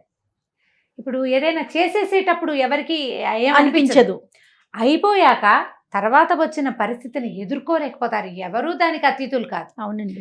ఆయనకి ఎంత బాధ, ఆమె నడవలేదు, ఎండకన్నెరగని రాకుమారి, 10 సంవత్సరాలుగా పట్టపురాణిగా ఉంది. ఈయన నడువుకున్న ఒక వస్త్రం తప్పిస్తే ఈయన ఒంటి మీద బట్టలు లేవు, ఆమె ఒక చీరతోటి, నగా నాణ్యం ఏమీ లేదు. ప్రజలంతా వెంబడి పడితే పడ్డారు, వాళ్ళని వదిలిపెట్టేశాడు. ధర్మం కోసం నేను రాజ్యాన్ని ఇచ్చేస్తే రాజ్యంలో ఉన్న ప్రజలు కూడా ఇచ్చేసినట్టే, మీరు అంతే. నాతో రావడానికి వీల్లేదన్నాడు. ఇంకా నడుస్తూ వెళ్ళారు వెళ్ళారు వెళ్ళారు, బాగా అలసిపోయారు. ఎంత అలసటగా ఉందో, నడవలేకపోతున్నారు, కాళ్ళకి అవి ఇవి గుచ్చుకుపోవటం, ఆహారం లేదు, ఏదో దొరికిన కాయా కసరు తినాలి, వాటితోటి కడుపు నిండదు, విసగటగా ఉంటుంది. మనకి అలవాటైన ఆహారం దొరకకపోతే ఉండలేకపోతారు కదా. ఇట్లా ముందుకు వెళ్ళగా వెళ్ళగా ఒక చెట్టు కింద కూర్చున్నారు. కూర్చుంటే వాళ్ళకి ఏమైంది, ఒక బంగారపు రంగు పక్షులు కనపడ్డాయి. ఈ పక్షులు వాటంతట అవే వీళ్ళ దగ్గరికి వస్తున్నాయి. మామూలుగా అడవిలో పక్షులు మనుషులు చూడగానే పారిపోతాయి, అవును. ఇవి వస్తున్నాయి దగ్గరికి. సరే ఈయన ఏమనుకున్నాడు, ఆవిడ సరదా పడింది వాటిని చూసి, ఎంత బాగున్నాయి, హంసలు జ్ఞాపకం వచ్చినాయి, వివాహం గుర్తొచ్చింది, సంతోషంగా అనిపించింది. అంత శ్రమ దుఃఖము ఉన్న పరిస్థితుల్లో ఈ పక్షులు కనపడేసరికల్లా కొంత ఉత్సాహంగా ఉంది. ఆయనకి ఇంకొక ఊహ వచ్చింది, ఒక 2-3 పక్షుల్ని పట్టుకుంటే సమీపంలో ఎక్కడైనా వీటి వల్ల జీవనం కూడా చేయొచ్చు, మరి ఇంకో దారి లేదు అవును కదా. కదా. సరే అందుకని ఏమనుకున్నాడు, వాటిని పట్టుకోవటానికి ప్రయత్నం చేశాడు. దొరకల. ఇంకా ముందుకెళ్ళాడు, దొరకల. ఏదైనా ఒక వల విసిరి పట్టుకుందాం అనుకున్నాడు. వల విసిరాలంటే ఏముంది వల, అటు ఇటు చూస్తే అడవి నిర్జనంగా ఉంది, ఎవ్వరు లేరు. తను భార్య, ఆవిడ చెట్టుకి బోధకాయ తలా నుంచి కళ్ళు మూసుకునుంది. ఇక్కడ ఎవ్వరు లేరని నడుముకున్న పంచెని ఊడదీసి ఆ పక్షుల మీదకి విసిరాడు. విసిరేసరికి ఆ పక్షులు ఏం చేసినాయి, టక్కిన పంచెని ముక్కును కరుచుకుని ఎగిరిపోయింది. ఎగిరిపోతున్న పక్షులు ఏమన్నాయంటే, ఓ రాజా, నువ్వు తెలివి తక్కువ పడివి, దుర్బుద్ధి, నీకు తెలియక బుద్ధి పోగొట్టుకుని పాచికలాడేవు.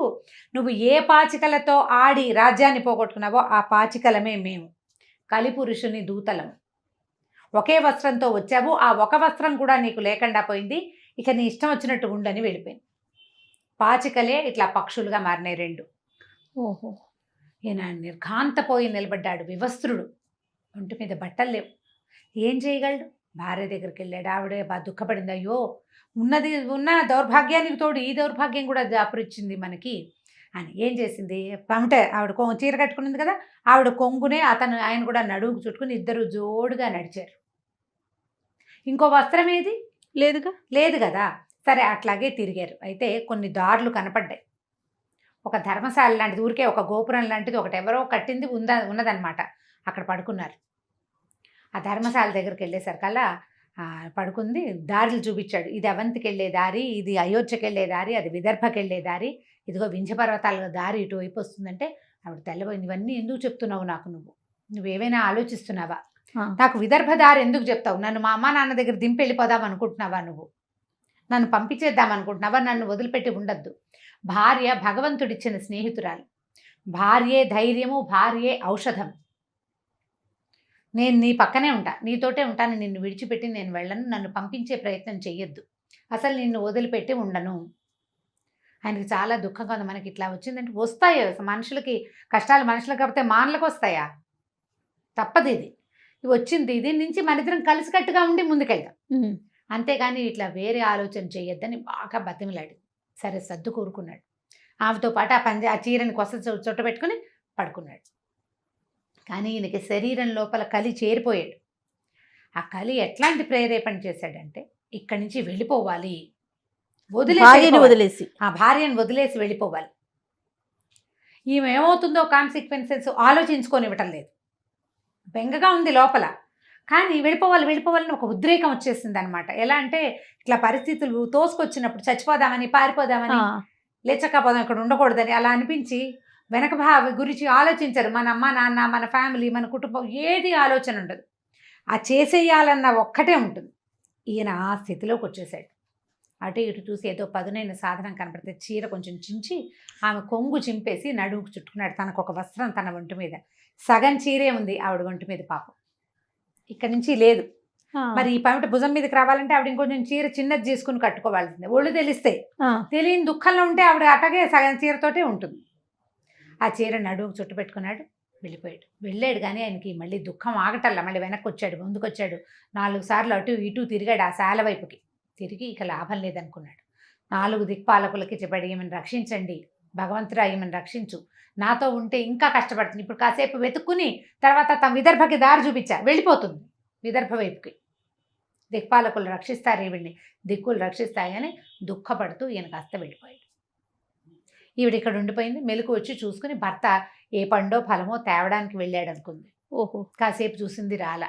ఆయన ఎక్కడైనా దాక్కుని ఆటలాడుతున్నాడు అనుకుంది. ఎక్కడ దాక్కున్నావు, నన్ను భయపెడుతున్నావా, నన్ను వదిలిపెట్టి వెళ్ళిపోవటానికి ప్రయత్నం చేస్తున్నావా, ఎక్కడున్నావు ఎక్కడున్నావా అరిచి కేకలు పెట్టింది. అడవి నిర్మానుష్యంగా ఉంది, ఆమె గొంతు ఆమెకే వినపడుతోంది. అరిచి అరిచి కేకలు పెట్టినా కనపడలేదు. వెతుక్కుంటా మొదలుపెట్టింది. చెట్టు వెనకాల పుట్ల వెనకాల వెతుకుతోంది అనమాట. వెతుకుతుంటే ఒక మహాసర్పం ఒకటి కనపడింది.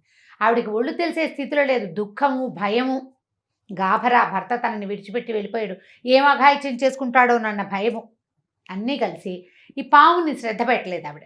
ఆ పాము కాస్త ఈమెను చుట్టేసరికి గట్టు ఎంత పెద్ద కేకలు పెట్టింది. నలమహారాజా, నేను ఒంటరిగా ఉన్నాననుకుని ఈ సర్పం నన్ను బాధిస్తోంది, నన్ను రక్షించు, నువ్వు ఎక్కడున్నావో అని. ఆ టైంకి అక్కడికొక వేటగాడు వచ్చాడు. వాడు ఈ సర్పంలో చిక్కుకున్న ఈ స్త్రీని చూసి సర్పాన్ని సంహరించాడు. ఆవిడ బయటపడిపోయింది. నువ్వెవరు ఏమిటి అని కనుక్కుంటే ఈవిడ నేను నలమహారాజు భార్యని, మేమిద్దరం కలిసే వచ్చాం, ఆయన ఎక్కడో ఉన్నాడు వెతుక్కుంటున్నానని చెప్పేసరికల్లా తను ఏమన్నాడు, వాడెవడో ఎందుకు, నేను వచ్చా కదా, నువ్వు నాతో రా, నువ్వు ఎంతో సౌందర్యవతివి, నాతో ఉండమంటే ఆవిడ కూళ్ళు మండిపోయింది. ఓరి దుర్మార్గుడు. మరి ఈ పరిస్థితుల్లో ఎప్పుడూ మార్పు ఉండదు చూడండి, అప్పుడు అంతే ఇప్పుడు ఏ కాలమైనా ఇది తప్పదు. ఒంటరిగా దొరికితే ప్రతి వాళ్ళకి ఏమంటారు చులకనే స్త్రీ. ఈమెను రక్షించేందుకు ఎవరు లేరు కదా. దాంతో బలవంత పెట్టబోయాడు. ఆవిడ ఏం చేసిందంటే, ఆవిడ నేను భర్తని తప్ప అన్యులని మనసులో ఎరగని దాన్నైతే వీడిప్పుడే చచ్చిపోవాలి, నాకు ఈ పరిస్థితి వద్దు, ఇప్పటిదాకా ఉన్న దుస్థితి చాలు, నాకు ఈ పరిస్థితిని మాత్రం నేను ఎదుర్కోను, వీడిని సర్వనాశనం అయిపోవాలంటే నిలువున మంట వచ్చి వాడు కాలి బూడిదైపోయాడు. ఆవిడ ఇంకా వాడిని అక్కడ బాగా వదిలేసి ఆవిడ దారిని ఆవిడ ఏడుస్తూ వెతుక్కుంటూ తిరుగుతుంటే ఆవిడకి ఒక ఋష్యాశ్రమం లాంటిది కనపడింది. అటు వెళ్ళేసరికి ఋష్యాశ్రమం కనపడింది. ఋష్యాశ్రమం దగ్గరికి వెళ్తే చాలామంది ఋషులు ఉన్నారు. మామూలుగా ఈవిడ అంతకుముందు మహారాణి కదా, ఎవరైనా ఋషులు తపస్సులను చూస్తే, అయ్యా మీకు అంత కుశలంగా ఉందా, నీళ్ళు బాగా దొరుకుతున్నాయా, మీకు ఇక్కడ ధాన్యం పండుతుందా, క్రూర మృగాల బాధ లేకుండా ఉందా, మీకు తపస్సు సజావుగా సాగుతుందా, యజ్ఞానికి సమిధలు అవి దొరుకుతున్నాయా, ఇలాంటి ప్రశ్నలు వేస్తారు రాణులు. ఆవిడ ప్రశ్నలు పరంపరగా వాళ్ళని అడిగింది. వాళ్ళు ఆశ్చర్యంగా ఏమన్నారంటే, అమ్మ నువ్వెవరు, సమాధానాలు చెప్పారు. నువ్వెవరు, ఒక కళ్యాణిలాగా కనపడుతున్నావు, అంటే చక్కగా భార్య భర్త ఉన్న దానిలాగానే కనిపిస్తున్నావు, ఇంత సౌందర్యవతివి, ఈ అడవిలోకి నట్టడవిలోకి ఎలా వచ్చావంటే, ఆవిడ మెల్లిగా దుఃఖం ఆపుకుని, నేను విదర్భ రాజకుమార్తెని, నా పేరు దమయంతి, నిషధ మహారాజు అయిన నలుడు చాలా ధర్మాత్ముడు, అతన్ని వివాహం చేసుకున్నాను, 2 సంతానం కలిగారు. నిషధ రాజు ద్యూతంలో చాలా ప్రతిభావంతుడైన ఒక శత్రువు చేత ఓడింపబడి, అప్పుడు కూడా ధర్మద్యూతం అనే చెప్తుంది, వాళ్ళు మోసం చేశారు, అవతల వాడు చాలా చేతొచ్చిన వాడని నమ్మారు వాళ్ళు. ద్యూతం ఆడడం, వాడు ఈయన్ని మోసం చేసేసాడేమోనన్న అనుమానం వాళ్ళకి రాలా. అవతల వాళ్ళ మీద అనుమానించే లక్షణం లేదు వీళ్ళు ధర్మ స్వభావులు. అవతల వాడు కూడా ధర్మాత్ముడని అనుకున్నారు వాళ్ళు. అతనికి చాలా నైపుణ్యం కలిగిన ఒక సామంతుని చేతిలో ఓడిపోయి రాజ్యం పోగొట్టుకున్నాడు. మేమిద్దరం ఇక్కడికి వచ్చాం, ఆయన కనపడలేదు, నేను వెతుక్కుంటూ ఈ ఋష్యాశ్రమానికి వచ్చానంటే, అమ్మ భవిష్యత్తు ఎంతో బాగుంది, ఈ కష్టాలు తాత్కాలికం, నువ్వు నీ సంతానంతో భర్తతోటి కలిసి ఉంటావు. నిషధరాజైన నలుడే 10,000 సంవత్సరాలు రాజ్యం చేయబోతున్నాడు. ఈ పరిస్థితి నీకు ఎక్కువ కాలం ఉండదు, కలి ప్రభావం వల్లే ఈ పరిస్థితి వచ్చింది అనేసరికల్లా ఆవిడ ఎవరైతే నా భర్తని ఈ స్థితికి తెచ్చాడో వాడు నిలువెల్లా మంటలు పుట్టి బాధపడాలి అని శపించిందిట. శాపం పెట్టింది. ధర్మాత్ముడు నలుడు తను ప్రేమించిన స్త్రీని దేవతలు అడిగారని వదిలిపెట్టడానికి సిద్ధపడ్డవాడు. తనని మోసం చేయడానికి ఒకడు వచ్చినా అది కపట ద్యూతం అని అనుకోకుండా ధర్మద్యూతం అని నమ్మినవాడు. ఎప్పుడు దాన ధర్మాల్లో వెనక్కి తీల. అలాంటి వాడిని బాధించిన వాడెవడో వాడెప్పుడూ నిలువున ఒళ్ళు మంటలు పుట్టి బాధపడాలి అని శపించింది. ఒక్క క్షణం అయ్యేసరికి ఈ ఋషులు అంతా మాయమైపోయారు, ఎవ్వరు లేరు అక్కడ. ఆమెకు అట్లా కనపడింది అనమాట. ఆమె అదృష్ట దేవత అట్లా చూపించింది. అక్కడ ఒక అశోక వృక్షం ఉంది. ఆ అశోక వృక్షం ఏంటంటే దాన్ని గనక చుట్టూతా తిరిగితే దుఃఖాలు నశిస్తాయని చెప్తారు. అశోక వృక్షపు నీడ చాలా మంచిదని. మనం ఇప్పుడు అశోక వృక్షాలు చూస్తాం, ఇలా పొడుగ్గా పెరుగుతాయి. ఇది అది ఒకటవునో కాదో నాకు తెలియదు జయ, ఒకటవునో కాదో మనకు తెలియదు. ఎందుకంటే పాతకాలపు అశోక వృక్షానికి పువ్వులు ఎట్లా వస్తాయంటే పద్మిని జాతి స్త్రీ కాలుతో తంతేనే అశోక వృక్షానికి పువ్వు వస్తుందని కావ్యాల్లో చెప్పబడింది. పువ్వులు పోయేది అది అట్లా ఆకుపచ్చగా ఉంటుంది కదా, ఇట్లా గ్రీన్ గా ఉన్నటువంటి పైదాకా మనకు తెలిసింది అది. అశోకం అంటే శోకాన్ని నివారించేది, శోకము లేనిది, ఆ చెట్టు పేరు అది. అయితే మనం చూసే వాటి జాతులు వేరేమో వేరే రమ్మగారు. వేరే ఉంటుంది. ఈ అశోక వృక్షాన్ని కావలించుకుని దండం పెట్టింది, అశోక వృక్షానికి ప్రదక్షిణ చేసింది. నువ్వు కనపడ్డావు, నాకు శుభ సూచనగానే ఉంది, నా భర్తను కలుసుకుంటా, కానీ ఈ కష్టాల కాడల్ని ఎట్లా దాటుతానో తెలియదని అలాగే ఇలా సగం చిరిగిన చీరతోటి అట్లా నడుచుకుంటూ పోయింది. ఎన్ని క్రూర మృగాలు ఎంతో. అట్లాగే నడుస్తూ నడుస్తూ వెళ్తుంటే ఆవిడకి ఒక వర్తకుల బిడారు కనపడింది. వీళ్ళందరూ చేది రాజ్యానికి వెళ్తున్నారు వాళ్ళంతా. సరే వాళ్ళతో పాటు వెళ్ళటం మొదలుపెట్టింది. ఆ బిడార్తో పాటు వెళ్ళే వాళ్ళకి వాళ్ళు ఏం చేస్తారంటే పొద్దు ఏదో ఓ చోట విడిది చేస్తారు, మళ్ళీ బయలుదేరుతారు. వాళ్ళతో పాటు వెళ్తూ ఉంటే పెద్ద ఏనుగుల సమూహము అది వచ్చి వాళ్ళ మీద పడిపోయింది. పెద్ద సంగ్రామం. ఇవిడికి ఒళ్ళు తెలియట్లా, అట్లా ఉంది, నిరామయమైన స్థితిలో ఉందన్నమాట. మన ఒళ్ళు తెలియటల్లా, మనసుకి స్థిమితం లేదు, ఏదో వెళ్తోంది అంతే. ఇక చచ్చిపోకూడదు, సూసైడ్ చేసుకోవటం ఆనాటి ఆలోచనలో ఉండేది కాదు అసలు. భర్త లేడు, పిల్లలు అక్కడెక్కడ ఉన్నారు, రాజ్యమైంది నేనెందుకు అని ఆవిడ కానీ ఆయన కానీ అలా తొందరపడలా. కష్టాలు పడాలి అంతే. ఇక సరే వెళ్తుంటే ఈ పెద్ద చాలా గోలగోల అయిపోయింది. ఇవన్నీ వచ్చి జంతువులు వచ్చి మీద పడిపోయిన ఏనుగులు వచ్చి అన్ని ఎడాపెడా అయిపోయింది. మహాభయంకరంగా అయింది వాతావరణం. సరే కొంతమంది తప్పించుకున్నారు, వాళ్ళతో పాటు వెళ్ళి కూర్చుంది. వాళ్ళతో పాటు ఈ చేది రాజ్యానికి వెళ్ళిపోయింది ఈవిడ. వెళ్ళిపోతే అలా బతికి ఇలా ఇలా ఏనుగుల గుంపుకు దొరికి బతికి వచ్చినటువంటి ఈ వర్తకుల బిడారిని జనాలంతా రాజ్యంలో చూస్తున్నారు. ఈవిడ ఇట్లా సగం చిరిగిన చీరతోటి ఇట్లా ఇలా దీనంగా ఉన్న మొహంతో నడుస్తుంటే పిచ్చిదనుకున్నారు ఆ రాజ్యంలో వాళ్ళంతా, రాజకుమార్తెను. అంతే కదా, మన కదలికలు మన బట్టలే కదా మన సంగతులు తెలియజేసేది అవతల వాళ్ళకి. అయితే ఈ వెళ్తూ ఉంటే ఆ దేశపు మహారాణి అక్కడ ఒక చోట కూర్చుని అట్లా చూస్తుంటే ఆవిడకి ఈ అమ్మాయి కనపడింది.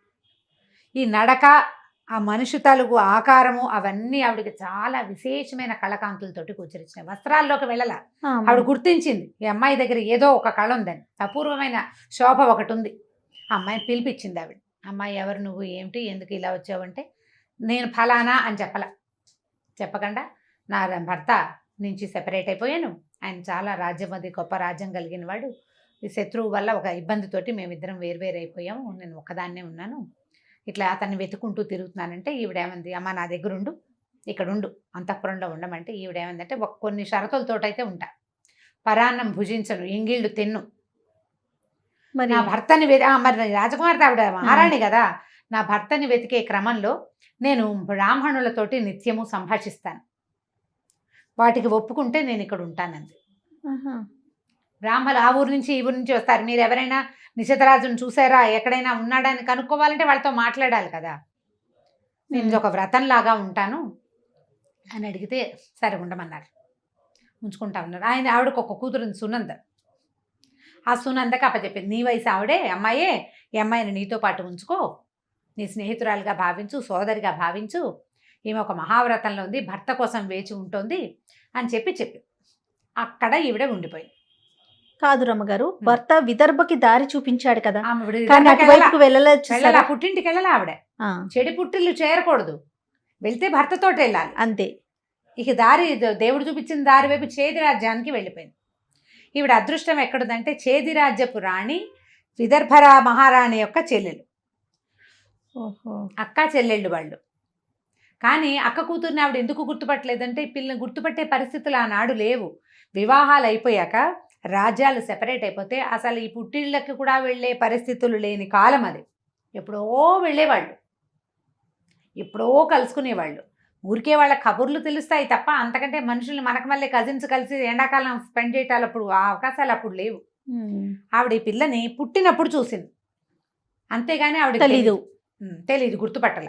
సరే ఇక్కడ ఉంచుకున్నారు, వీళ్ళ దగ్గరే ఉండిపోయింది. ఇప్పుడు నలమహారాజు మిగిలిపోయాడు అడవిలో. ఆయన చిన్న గావంచ కట్టుకున్నాడు, చీర ముక్కని పోతుంటే పెద్ద మంట మొదలైంది ఓ పక్కన, కార్చిచ్చు. ఈ కార్చిచ్చులోంచి కేకలు వినపడ్డాయి, నలమహారాజా నన్ను రక్షించు అంటే ఈయన అలవాటు ప్రకారం అభయం ఇస్తున్నాను, నేను వస్తున్నానన్నాడు. రాచరికపు ధోరణితో ఆయన లక్షణం అది, నేను వస్తున్నానని. తీరా చూస్తే ఆ మంటల మధ్యలో ఒక మహాసర్పం చుట్టలు చుట్టుకుని కూర్చునింది ఒక చోట. పాము పాకొచ్చేయచ్చు, అది పాకటల్లా అక్కడే కూర్చుని పిలుస్తోంది, కేకలు పెట్టాడు, మానవ స్వరంతో అరుస్తున్నాడు. నేను కర్కోటకుడు అనే మహానాగుని, చాలా గొప్ప నాగవంశానికి చెందినవాడిని. కర్కోటకుడు ఈ మన వాసుకి వాళ్ళకి అన్నదమ్ముడు అనమాట, తమ్ముడు. ఏం చెప్పాడంటే ఒకప్పుడు మహా తేజస్వి అయిన నారద మహామునిని నేను ఆయన్ని అవమానించాను, ఆయన నన్ను ఇట్లా ఇక్కడ పడి ఉండమని శపించాడు. నలుడొచ్చి లేవదీసే వరకు నువ్వు లేవకు, ఇక్కడే ఉండమన్నాడు. నేను నువ్వని తెలుసుకున్నాను కాబట్టి నన్ను రక్షించు. రక్షించంటే అది ఎంత పెద్ద పాము, చుట్టలు చుట్టుకుంటే మహాబరువు, దాన్ని ఎత్తద్దు. నువ్వు నన్ను ఎత్తలేనని భయపడద్దు, నువ్వు ఎత్తగలిగేంత తేలిగ్గా అయిపోతా, వచ్చి నన్ను రక్షించు, నన్ను లేవదే ఇక్కడి నుంచి అని బొటన వేలంతా చిన్నవాడైపోయాట కర్కోటకుడు. ఇంతే. మంటల్లోకి దూకాడు నలుడు. దూకి ఆ బొటన వేలుతో ఉన్నదాన్ని పట్టుకున్నాడు, ఆ పావుని, ఇంతే పాము. సర్పాన్ని చేత్తో పుచ్చుకున్నాడు. పుచ్చుకుంటే ఆగద్దు, మంటలు దాటాక అడుగులు లెక్క పెడుతూ నడువు అని చెప్పాడు. మంటల్లోంచి దాటి అడుగులు లెక్క పెట్టమన్నాడు. అడుగులు ఎట్లా లెక్క పెట్టాలి సంస్కృతంలో? ఏక ద్వి త్రీణి చత్వారి పంచ షష్ట సప్తమ అష్టమ నవమ దశ అనాలి, 10. ఈ అంకెలన్నీ లెక్క పెట్టాడు, 9 వరకు లెక్క పెట్టాడు. నవమ అష్టమ నవమ అయినా 10వది ఏమిటి? దశమి, దశం కదా. దశ అన్నాడు. దశ అంటే సంస్కృతంలో 10తో పాటు కాటు వెయ్యి అని అర్థం. ఈ బొటనవేలు పరిమాణంలో ఉన్న కర్కోటకుడు ఆ దశ అనగానే ఠక్కమని కాటేసేసాడు. ఆ దశ పదం వినంగానే అది ఆజ్ఞ. దానికోసం అతను కాటేద్దామన్న ఉద్దేశం లేదు. అడుగులు లెక్క పెట్టించి ఆయనతోటే చెప్పించి కాటేయాలి. ఇది కూడా కుట్రేనండి? కుట్ర కాదు, ఇది చెప్తాను దాని పైన. కర్కోటకుడే చెప్తాడు అది. ఈ కాటు వేయంగానే నిర్ఘాంతపోయాడు ఈయన. ఈ కాటు వేసేసరికల్లా నలుడి రూపం నల్లగా ఇట్లా పొట్టిగా చిన్నగా అయిపోయింది. కొరస చేతులు పొట్టి, కాళ్ళు వంకరపోయినాయి, నీలంగా అయిపోయాడు మనిషి, నలుపు మొహం వికృతాకారం, జుట్టు చిర్ర జుట్టు అయిపోయింది, వేళ్ళు అవి వంకరపోయినాయి విషప్రభావంతో. ఈ కర్కోటకుడికి ఒరిజినల్ రూపం వచ్చింది. మహాసర్ప రూపంలో లేచి నిలబడ్డాడు. నిలబడి నిన్ను కాటేశానని బాధపడద్దు, కాటేశాను అనుకోవద్దు. నీలో ఆవరించి ఉన్న కలిపురుషుడు నిత్యము బాధపడతాడు నా విషం వల్ల. నీకు రూపమే మారింది కానీ నువ్వే బాధపడవు. నీ లోపల ఉన్న కలిపురుషుడు ఈ విషజ్వాలని తట్టుకోలేక నిలువెల్లా మంటలు పుట్టి నిన్ను వదిలేసే రోజు కోసం వేచి ఉంటాడు. ప్రతి నిమిషము అతను హింసపడతాడు. దీనికి దమయంతి శాపమే కారణం. ఇలా జరగవలసి ఉంది కాబట్టి నేను ఈ పని చేశాను. కానీ నీ విద్వత్తుకు కానీ దేనికి ఇలా తేడా రాదు. నిన్ను ఎవ్వరూ ఏమీ చేయలేరు. దేవశాపం కూడా నిన్ను ఈ పరిస్థితిలో నిన్నేమీ చేయలేదు. నిన్నెవరూ గుర్తుపట్టరు. ఇది నీకు వరంగానే పరిణమిస్తుంది. నేను నీకు చేయగలిగే సహాయం ఇదే. నువ్వు నన్ను రక్షించవు.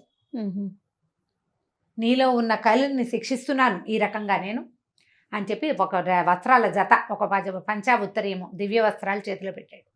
నీ పరిస్థితులన్నీ సమకూడిన తర్వాత నన్ను తలుచుకో, ఈ వస్త్రం ధరించు, నీ పూర్వరూపం నీకు వచ్చేస్తుంది. ఇక్కడి నుంచి వెళ్ళిపో. అయోధ్య నగరానికి రాజు ఋతుపర్ణుడు, అతని దగ్గరికి వెళ్ళు. అతనికి ద్యూత విద్య వచ్చు. ద్యూత క్రీడ విద్య అదొక ప్రత్యేకమైన విద్య. ద్యూత విద్య అతని దగ్గర నేర్చుకో. నువ్వు భవిష్యత్తులో మళ్ళీ నీ రాజ్యాన్ని గెలవడానికి అది నీకు ఉపయోగపడుతుంది. నీకు వచ్చిన అశ్వహృదయం, అశ్వవిద్యని అతనికి నేర్పించు. నువ్వు అతని దగ్గర సారథిగా ఉండు. నువ్వు దాక్కోటానికి నీవు కొంతకాలం నీ సమయం నీదయ్యే వరకు నువ్వు వేచి ఉండొచ్చు. ఈ రూపంతో నిన్ను ఎవ్వరూ గుర్తుపట్టరు అని చెప్పాడు కర్కోటకుడు. ఇందులో కలిపురుషుడి ప్రేరేపణ లేదు. అట్లా జరిగింది, ఇలా టర్న్ అయింది అనమాట. ఓకే. దమయంతి పెట్టిన శాపం కూడా ఇక్కడ జస్టిఫై అయ్యేలాగానే జరిగిపోయింది. ఈ లోపల ఈయన శరీరంలో ప్రవేశించిన కలిపురుషుడు ఈ విషపు మంటలతోటి అట్లా కాలుతూనే ఉన్నాడు కొంతకాలం పాటు. 3 సంవత్సరాలు ఉన్నాడు కలి అట్లా బాధపడుతూ లోపల. అక్కడి నుంచి ఈయన ఋతుపర్ణ మహారాజు రాజ్యాన్ని వెతుక్కుంటూ వెళ్ళిపోయాడు. ఇతనే చెప్పాడు, బాహుకుడు అని పేరు పెట్టుకో. బాహుకుడు ఇతని పేరు. బాహుకుడు అని పేరు పెట్టుకో. ఆ పేరుతోటి ఋతుపర్ణుడి దగ్గర చేరమన్నాడు. సరే, ఋతుపర్ణుడి దగ్గరికి వెళ్ళాడు. వెళ్ళి ఆయన్ని పరిచయం చేసుకున్నాడు. నా పేరు బాహుకుడు, నాకు అశ్వవిద్య తెలుసు.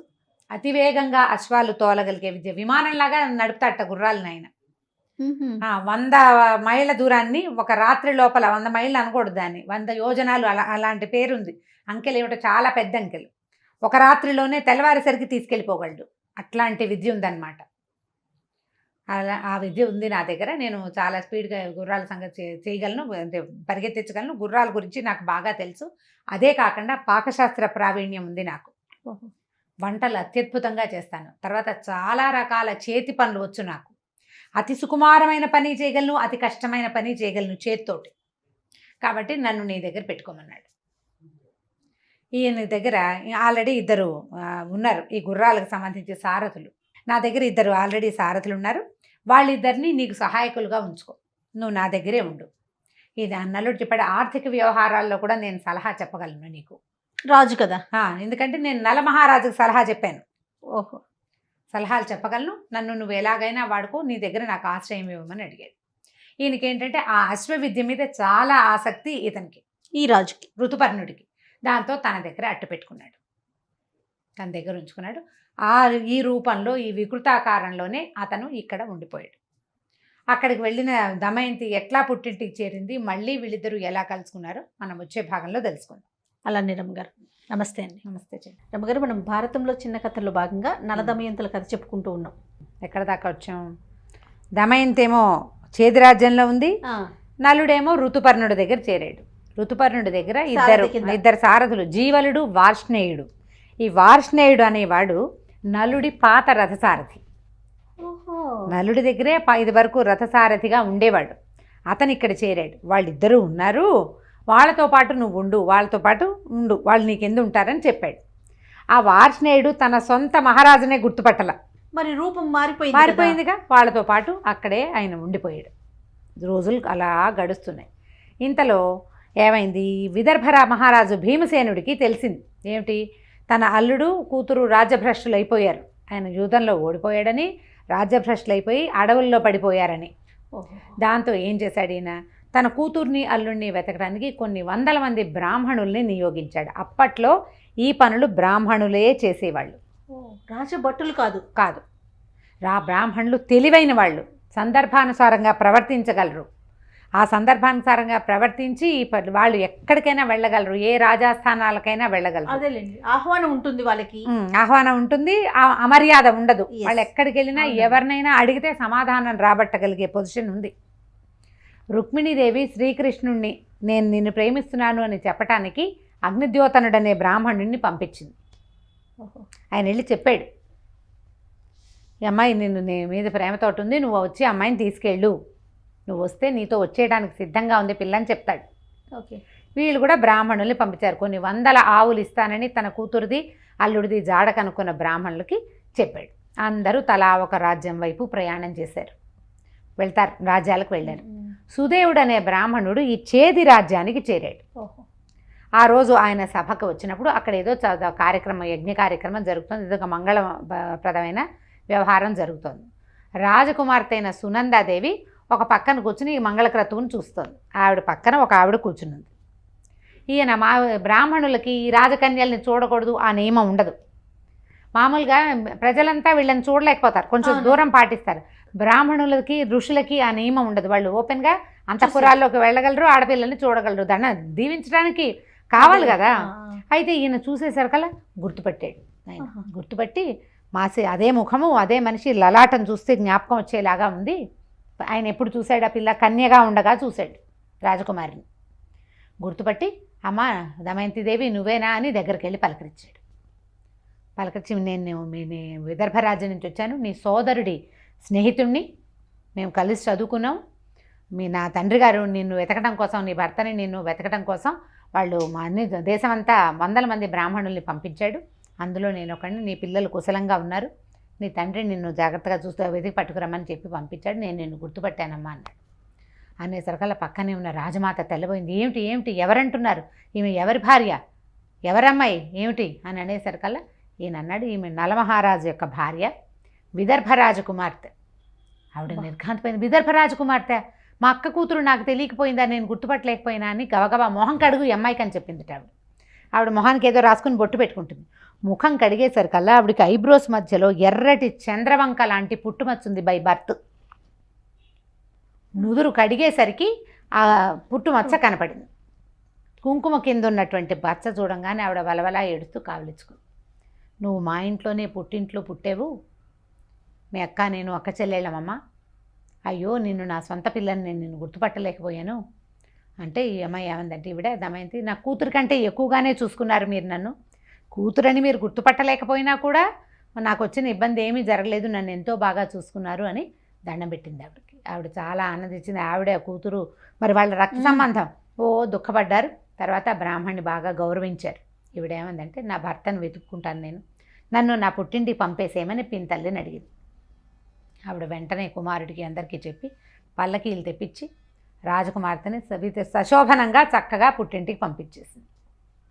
ఈవిడతో పాటు ఈ సుదేవుడు కూడా ఆవిడతో పాటు పుట్టింటికి వెళ్ళిపోయాడు విదర్భ రాజ్యానికి. విదర్భకి చేరుకున్నాక ఆవిడ నా తల్లి తండ్రి అన్నదమ్ములు తర్వాత ఏమో పిల్లలు కూడా అక్కడే ఉన్నారు కదా, పాత చిన్నప్పటి స్నేహితురాళ్ళు అందరూ ఆమెను చాలా సంభావించి గౌరవించారు. ఆ బెంగ తీరింది, కొంచెం తల్లిదండ్రులు చూసరికి కొంత ధైర్యం వచ్చింది. ఒక 2 రోజులు విశ్రాంతి తీసుకోగానే తల్లికి చెప్పిందనమాట, అమ్మ నా భర్త లేకుండా నేను ఉండలేను, నా భర్తని వెతుక్కోవాలి, వెతకటం కోసం ఏ ప్రయత్నమైనా సరే ఏదైనా ప్రయత్నం నా సొంతంగా కూడా నన్ను చేసుకొనివ్వండి అని అడిగింది. అడిగేసరికల్లా ఆవిడ పోయి రాజుగారికి చెప్పింది, పిల్ల భర్తను ఎడబాసి ఉండలేని పరిస్థితిలో ఉంది, ఆమె చాలా బాధపడుతోంది, ఏదైనా ప్రయత్నం చేసుకొనిద్దాము, మీ ప్రయత్నం మీరు చేయండి, అమ్మాయి ప్రయత్నం అమ్మాయి చేస్తుందంటే ఈవిడ కూడా కొంతమంది బ్రాహ్మణుల్ని పిలిచి సభలకి ప్రతి సభలోకి జనసమూహం మధ్యలో కొన్ని వాక్యాలు చెప్పమని బోధించి పంపించింది. ఎలా బోధించింది అంటే, ఓ దుర్మార్గుడైన ప్రేమికుడా, నువ్వు సగం చీరతోటి భార్యను వదిలిపెట్టి వెళ్ళిపోయావు, ఆమె ఇప్పటికీ అదే సగం చీరతోటి నీ కోసం వేచి ఉంది, నువ్వెంత దుర్మార్గంగా ప్రవర్తించినా నీ మీద ప్రేమను ఆమె కోల్పోలేదు అని ఈ శ్లోకాన్ని ప్రతి సభా మధ్యంలో చెప్పమని పంపించింది. పంపిస్తే ఇప్పుడు మొదటేమో సుదేవుడు ఈవిడ్ని సంభావించాడు, ఈవిడ్ని గుర్తుపట్టాడు. ఈవిడ ఇంకొక ఆయన్ని పంపించింది. ఇతను అన్ని చోట్లకి వెళ్ళి చివరికి ఋతుపర్ణుడి రాజ్యానికి చేరాడు. ఋతుపర్ణుడి రాజ్యంలో సభలో చెప్పాడు, ఎవ్వరూ మాట్లాడలా, దానికి సమాధానం చెప్పబడలేదు. కానీ సభ తర్వాత ఒక ఆయన ఎవరో నల్లటి పొట్టి వికృతాకారుడు ఒక ఆయన కళ్ళనీళ్ళు పెట్టుకుంటూ ఈయనతోటి మాట్లాడాడు, ఈ బ్రాహ్మడితోటి. ఏమని, భర్త వదిలేశాడని స్త్రీలు భావించకూడదు, ఆమె పరిస్థితి ఆయన పరిస్థితి అది, ఆయన ఆకలితో తర్వాత ఏమో ఈ పరాజయం పాలైనటువంటి అవమానంతో ఏం చేయాలో తెలియని ఒక దుస్థితితోటే ఇట్లా ప్రవర్తించుంటాడు, ఆయనేమి సంతోషంగా లేడు, పాపం భార్యని సగం చీరతో వదిలిన ఏ మగవాడైనా ధైర్యంగా ఉండగలడా అని కళ్ళనీళ్ళు పెట్టుకున్నాడు. ఈ వెంటనే ఈయన వెళ్ళిపోయాడు. అక్కడికి వెళ్ళిపోయి, అమ్మ నేను ఋతుపర్ణుడి ఆస్థానంలో ఒక వ్యక్తిని చూశాను, ఆయన రథసారథిట, వికృతంగా ఉన్నాడు, పొట్టివాడు, చేతులు పొట్టి, కాళ్ళు కురచ, నల్లటివాడు, చిర్రజుట్టు, కంఠస్వరం మాత్రం మహా ఇంపుగా ఉంది, స్వరం ఇంపైన స్వరం. ఆయన చాలా దుఃఖపడ్డాడమ్మా. ఈ వాక్యాలు చెప్పాడు. అనగానే ఈవిడికి అతనికి తన భర్తేనేమోనని అనుమానం మొదలైంది. ఇప్పుడు ఋతుపర్ణుడి రాజ్యానికి ఎలా వెళ్ళాలి, ఋతుపర్ణుడిని ఎలా పిలవాలి? అప్పుడు ఏం చేసిందంటే, తండ్రికి చెప్పకుండా ఇంకొంతమంది బ్రాహ్మణుల్ని రావించి దమయంతి 2వ వివాహం చేసుకోదలుచుకుంది. దమయంతికి ద్వితీయ వివాహం చేయడం కోసం మా నాన్న స్వయంవరం చాటించాడు, రేపే ఆమె స్వయంవరం, రేపటికల్లా ఋతుపర్ణుడి ఇక్కడికి రావాలని కాగితం రాయించి పంపించి, ఇవాళ ఉత్తరం వెళ్తే మరుసటి రోజు పొద్దున, ఇప్పుడు 2-3 రోజులు ఉంది, రేపు ఆదివారం పొద్దున అని చెప్పింది. ఇది ఎప్పుడు వెళ్తుంది ఉత్తరం? శనివారం మధ్యాహ్నానికి వెళ్తుంది. అప్పుడు బయలుదేరి ఆదివారం పొద్దుటికి రావాలి. అది ఆదివారం పొద్దుటికి రాగలిగేది కాదు, 3 రోజుల ప్రయాణం పడుతుంది. కానీ రథసారథెవరు? అందుకని అట్లా ఉత్తరం రాయించి పంపించింది. తండ్రికి తెలియదు. ఋతుపర్ణుడు రావాలంటే అతన్ని వేగంగా తీసుకొచ్చే సారథి ఖచ్చితంగా రావాలి. ఒకవేళ నా భర్తే కనుక అక్కడ ఉంటే ఖచ్చితంగా అతనే ఈ పని చేయగలడు, ఆయన కూడా వస్తాడు. ఇది ఊహించి ఈ ఉత్తరం రాయించి పంపించింది. చాలా తెలివిగా, చాలా తెలివి. తండ్రికి ఇక్కడ ఉన్న వాళ్ళకి స్వయంవరం అని, ద్వితీయ వివాహం అని అటువంటిది ఏమీ చెప్పల. కేవలం ఋతుపర్ణుడు మూవ్ అవ్వాలి, ఆయనతో పాటు సారథి రావాలి, అదే పాయింట్. పంపించేసింది. పంపించేసరికల్లా వెళ్ళి ఋతుపర్ణుడికి ఈ మాట చెప్పారు. ఋతుపర్ణుడు ఆశ్చర్యపడి, ఏమిటి నలమహారాజుని వరించి పెళ్లి చేసుకున్నావిడే, ఇప్పుడు పెళ్లి చేసుకుంటుందా, 2వ పెళ్ళే, అది కూడా నన్ను రమ్మన్నారా? వెళ్ళిపోదామనుకున్నాడు. ఆయనకు ఉత్సాహం వచ్చేసింది. ఋతుపర్ణుడు నలమహారాజుకి చెప్పాడు. ఇది ఎవరు? బాహుకుడి పేరుతో ఉన్న నలుడికి చెప్పాడు. దమయంతిదేవి ద్వితీయ వివాహం సంకల్పించారు, రేపు పొద్దున్నే స్వయంవరం, తెల్లవారేసరికి నన్ను అక్కడికి చేరుస్తావా నువ్వు అన్నాడు. ఈయనకి గుండెల్లో రాయబడింది నలుడికి. ఏమిటి, నా భార్య 2వ స్వయంవరమా? 2 పిల్లల తల్లి నా భార్య, పైగా ఏమిటి ఆవిడ దిక్పాలకుల్ని కూడా వదిలేసి నన్ను వివాహం చేసుకున్న భార్య, వివాహం చేసుకోవడం ఏమిటి, మళ్ళీ పట్టపురాణికి ద్వితీయ వివాహం ఏమిటి? ఆశ్చర్యపోయాడు. కానీ బయలుదేరాలి.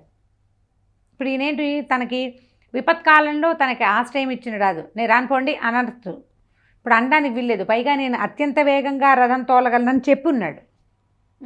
శనివారం సాయంకాలం బయలుదేరితే ఆదివారం పొద్దుటికి ఎవరూ చేర్చలేరు, ఈయన ఒకటే చేర్చగలడు, అంతే, నీకు వచ్చు కదా అన్నాడు. అనేసరికి ఇక తప్పేదేముంది, సరే బయలుదేరాడు. లోపల పరిపరి విధాలు పోతోంది మనసు, ఏం చేయాలో తెలియటల్లా, ఎట్లా భార్యను ఫేస్ చేయాలో తెలియదు, ఏం చేయాలో అర్థం కాదు. అక్కడి నుంచి ఏమైంది, బయలుదేరారు. బయలుదేరేసరికల్లా మాట్లాడుకుంటున్నారు. మాట్లాడుతుంటే ఈయన అన్నాడు, ఒక తాండ్ర చెట్టు కనపడింది దూరంగా, బోల్డన్ని పళ్ళు ఆకులునే, కింద కూడా చాలా రాలిపోయింది. అంటే ఏంటమ్మా తాండ్ర చెట్టు అంటారు జయ, అదొక కాయ, తాండ్రకాయలు అంటారు. అదేమి తినడానికి ఉపయోగపడే పళ్ళు అవి కాదు, అడవుల్లోనూ అక్కడ ఉంటాయి. ఓకే. ఈయన ఏమన్నాడు, ఋతుపర్ణుడికి కూడా చాలా విద్యలు వచ్చు, అక్ష విద్య అవి వచ్చని చెప్పుకున్నాం కదా. అతను ఏమన్నాడంటే, నా తాలూకు ఈ లెక్కల మ్యాథమెటిక్స్ విద్య, దాన్ని ఏమంటారు గణిత విద్య, ఈ చెట్టు మీద ఉన్న కాయలు ఆకుల కంటే నేల మీద ఉన్న కాయలు ఆకుల సంఖ్య ఎక్కువ, దానికి దీనికి సంఖ్య తేడా ఉంది. కావాలంటే లెక్క పెట్టుకోవచ్చు నువ్వు, మొత్తం కలిపి 2 కోట్ల ఇన్ని లక్షల ఆకులని మొత్తం అంకెలు చెప్పాడు. చెప్పేసరికల్లా ఆశ్చర్యంగా ఉంటుంది కదా. సరే అది లెక్క పెడదాం అనుకున్నారు. ఈ వచ్చే దారిలో ఉత్తరీయం జారి పడింది. ఉత్తరీయం జారి పడితే ఇతను జీవలని ఉత్తరీయం తీసుకురమ్మంటే, జీవలుడు ఎక్కడో ఉన్నాడు, మనం చాలా ముందుకు వచ్చేసాం అంటే అంత యమా స్పీడ్ అనమాట. అది బుల్లెట్ లాగా పరిగెట్టినాయి గుర్రాలు. ఆయనకున్న విద్య అలాంటిది అనమాట, ఆ అసహృదయ విద్య. అయితే ఇవన్నీ లెక్క పెట్టాడు. లెక్క పెట్టాలంటే తాండ్ర చెట్టు కొట్టాలి, పైన ఉన్నవన్నీ లెక్క పెట్టద్దు. మొత్తం లెక్క పెడితే లెక్క సరిపోయింది. చెట్టు మీద ఉన్న ఆకులు పళ్ళ కంటే కింద ఉన్న ఆకులు పళ్ళు ఎక్కువ, కిందవి లెక్కెట్టాలి, పైవి లెక్కెట్టాలి. మొత్తం లెక్క పెట్టారు. లెక్క పెడితే నిజంగా రాజు ఎట్లా చెప్పాడో ఋతుపర్ణుడు, అది అట్లా ఖచ్చితంగా కనపడితే అప్పుడు ఈ మాటలప్పుడు, నువ్వు నాకు అశ్వ విద్య నేర్పించు, నువ్వు ఇంత వేగంగా గుర్రం తోలగలుగుతున్నావు కదా, నా దగ్గర ద్యూత విద్య ఉంది, అది నీకు ఇస్తానన్నాడు. ఇస్తానని చెప్పాడు. ఈ ద్యూత విద్య తీసుకున్నాడు నలుడు. తీసుకుని, ఇప్పుడు ఇక సమయం లేదు కదా, అశ్వవిద్య నేను మళ్ళీ నేర్చుకుంటా, ఇది నీ దగ్గర దీని కింద పెట్టుకో, నేను నీకు ముందు ఇచ్చేసా, నువ్వు నాకు తిరిగి ఇవ్వాలి ఇంకో విద్య అనేసరికల్లా, ఎప్పుడైతే ఈ పాచికలు అవి సక్రమంగా ఇచ్చేసేసరికల్లా ఈయన శరీరంలో నుంచి కలి బయటకు వచ్చేసేసరికల్లా పిచ్చి కోపం వచ్చేసింది నలుడికి. నన్ను ఆవహించి నన్ను ఇది చేసావు, ఇట్లా చేసావు, నీ వల్ల కదా ఈ విద్యని, ఒక మహావిద్యని నేర్చుకునేసరికల్లా ఉండలేక బయటకు వచ్చేసాడనమాట. వచ్చేసరికల్లా కలి బతిమలాడాడు, నన్ను వదిలిపెట్టేసేయి, నేను నీ ధర్మాన్ని పరీక్షించాలని నేను ఎందుకు ప్రవేశించాను, దమయంతిదేవి శాపం వల్ల నిన్ను ఒక కర్కోటకుడు కాటేసిన దగ్గర నుంచి మాడిపోతున్నాను నేను. చెంగు సార్ బాగానే ఉంది, కొంచెం లోపలండి.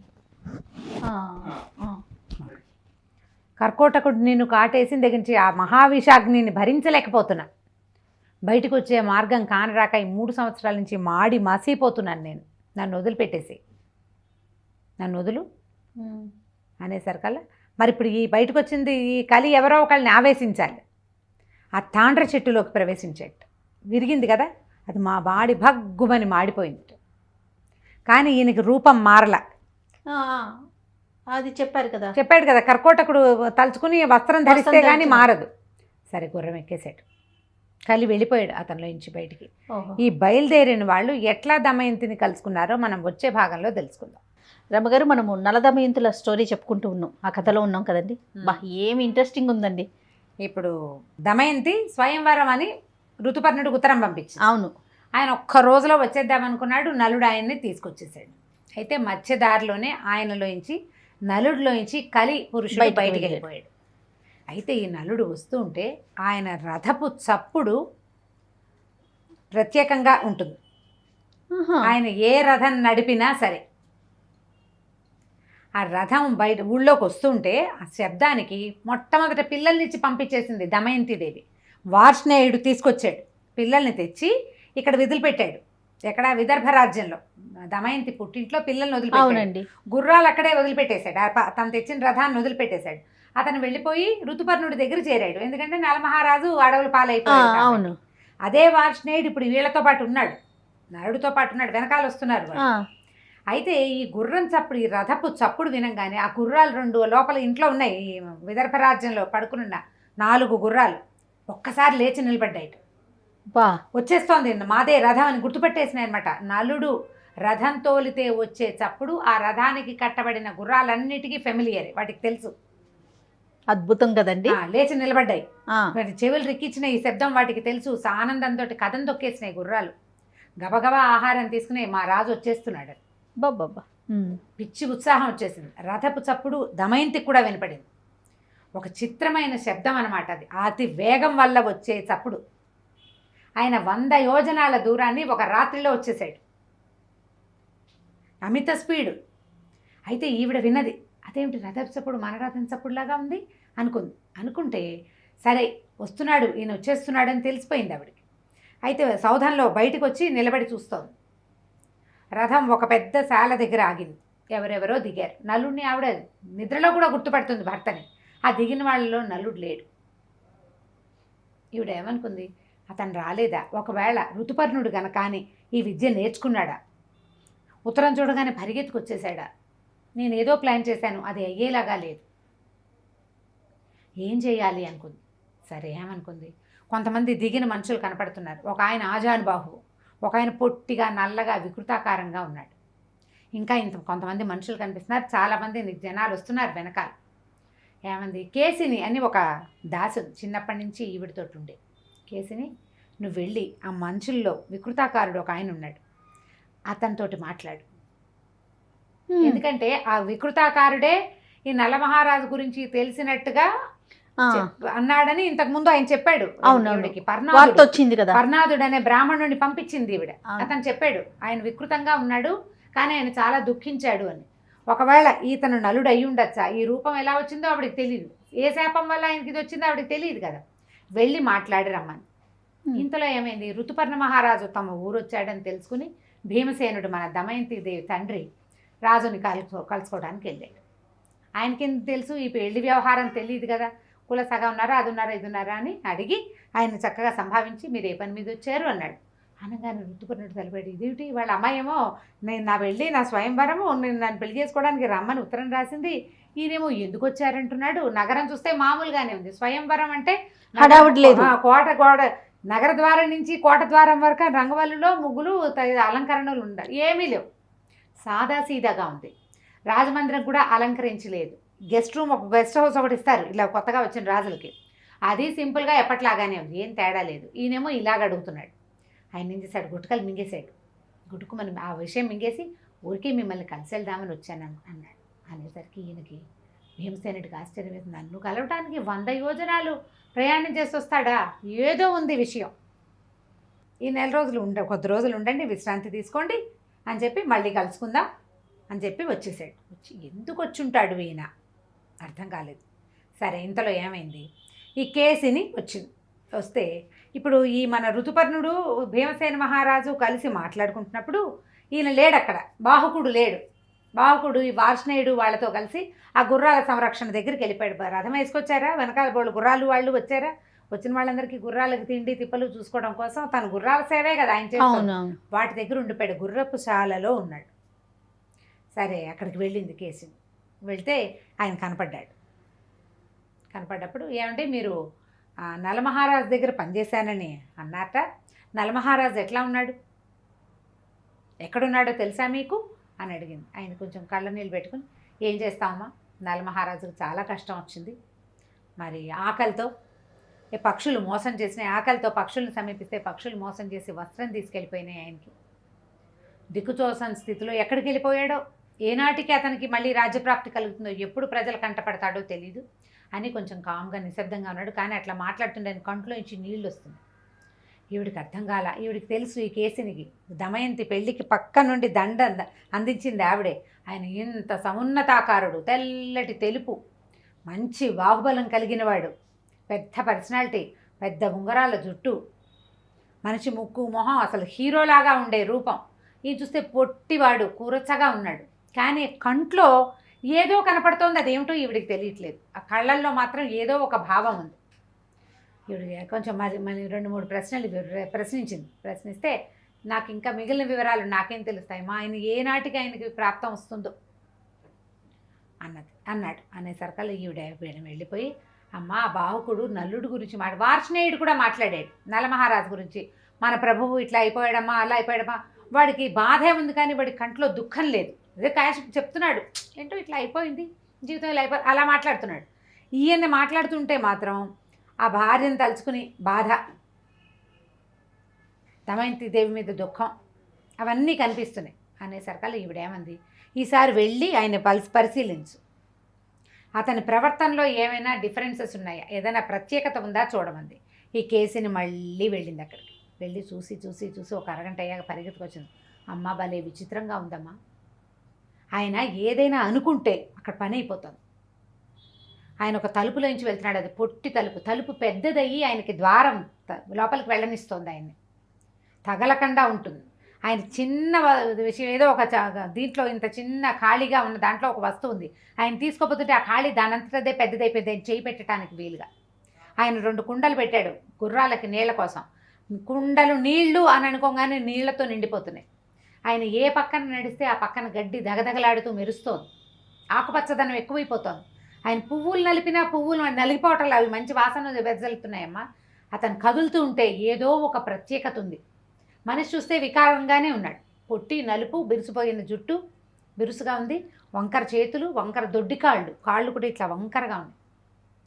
కానీ అతని మూమెంట్స్లో ఏముందో తెలియదు కానీ చుట్టూతా వాతావరణం అంతా చాలా అత్యద్భుతంగా కనపడుతోంది. అవి చక్రవర్తుల లక్షణాలు.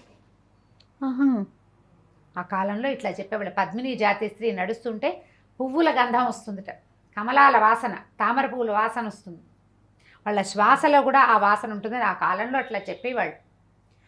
ఈయన భూమండలానికి చక్రవర్తి అవటం వల్ల ప్రకృతి పులకిస్తోంది. ఆయన ఏదనుకుంటే అది అయిపోతుంది. అబ్బా, ఎంత ప్రత్యేకంగా కనపడుతున్నాడు నమ్మ అనగానే ఈవిడికి తెలిసిపోయింది, భర్తే ఈయన ఖచ్చితంగా. అలాంటిది ఇంక ఎవరి దగ్గర అది ఉండటానికి వీల్లేదు. ఖచ్చితంగా ఆయన నలుడే. కాకపోతే ఈ వికృత రూపంలో ఎందుకున్నాడు, అవునో కాదో తెలుసుకోవాలి ముందు. మనం ఏం చేసింది, పిల్లలిద్దరిని తీసుకెళ్ళమని పంపించింది. ఆ 2 పిల్లల్ని ఇంద్రసేనుడు, ఇంద్రసేన, అలాగే పేర్లు జ్ఞాపకం ఉన్నాయి, చాలా రోజులైంది. ఆ పేర్లు ఎక్కడ ఈ మధ్య చదివిన పుస్తకాల్లో పెద్దగా తెలియదు. పిల్లలిద్దరినీ తీసుకెళ్ళేసరికి ఆ పిల్లల్ని చూసేసరికి కావలిచ్చేసుకున్నాడు ఆయన. ఆ పిల్లల్ని కావలిచ్చుకున్నాడు. వాళ్ళు కూడా కొత్త మనిషి దగ్గరికి వెళ్ళమనలేదు. ఏమిటో ఏదో ఒక అవ్యక్తమైన సంతోషంతో పిల్లలు ఆయన దగ్గరికి వెళ్ళిపోయారు. పిల్లల్ని కావలిచ్చుకున్నాడు, బాగా సంతోషపడ్డాడు. ఆయన కంట్లోంచి నీళ్ళు వచ్చేస్తున్నాయి. ఆ దుఃఖం పట్టలేకుండా ఉన్నాడు. పట్టలేకుండా ఉండి, తీసుకెళ్ళిపోమ్మా పిల్లల్ని, ఎంతసేపు నా దగ్గరికి ఎందుకు వస్తావు కేసుని, నువ్వు ఏమైనా అనుకుంటారు, ఇట్లా రావద్దు నా దగ్గరికి, పదే రావద్దు, ఎలా జరగాలంటే అట్లా జరుగుతుంది. నేను ఏ పని మీద వచ్చానో ఆ పని అయ్యాక వెళ్ళిపోతాను, అనవసరమైన బాంధవ్యం నాతో పెట్టుకోవద్దమ్మా అని చెప్పాడు. చెప్పేసరికి కేసుని పిల్లల్ని తీసుకెళ్ళిపోయి, అమ్మ 100% అతను నీ భర్తే. అసలు ఆ పిల్లల్ని ఎంతసేపు కావలించుకుని ఉండిపోయాడు. వార్ష్ణేయుడు పలకరించాడు పిల్లల్ని. చిన్నతనం నుంచి చూసిన పిల్లల్ని పలకరించేది వేరు, సొంత పిల్లల్ని కావలించుకునేది వేరు. అనగానే ఈవిడేం చేసింది, దమయంతి వాళ్ళ అమ్మకి చెప్పింది. ఋతుపర్ణ మహారాజుతో పాటు వచ్చిన వాళ్ళలో ఒకడు నా భర్తని అనుమానంగా ఉంది, ఆ బాహుకుడు, ఆయన్నైనా పిలిపించు లేదా నన్నైనా పంపించు అక్కడికి. ఈవిడ అమ్మగారి సంరక్షణలో ఉంది, ఇష్టారాజ్యంగా చేయకూడదు. ఒకే ఒక పని చేసింది, ఈ ఉత్తరం రాసి పంపించింది అక్కడికి.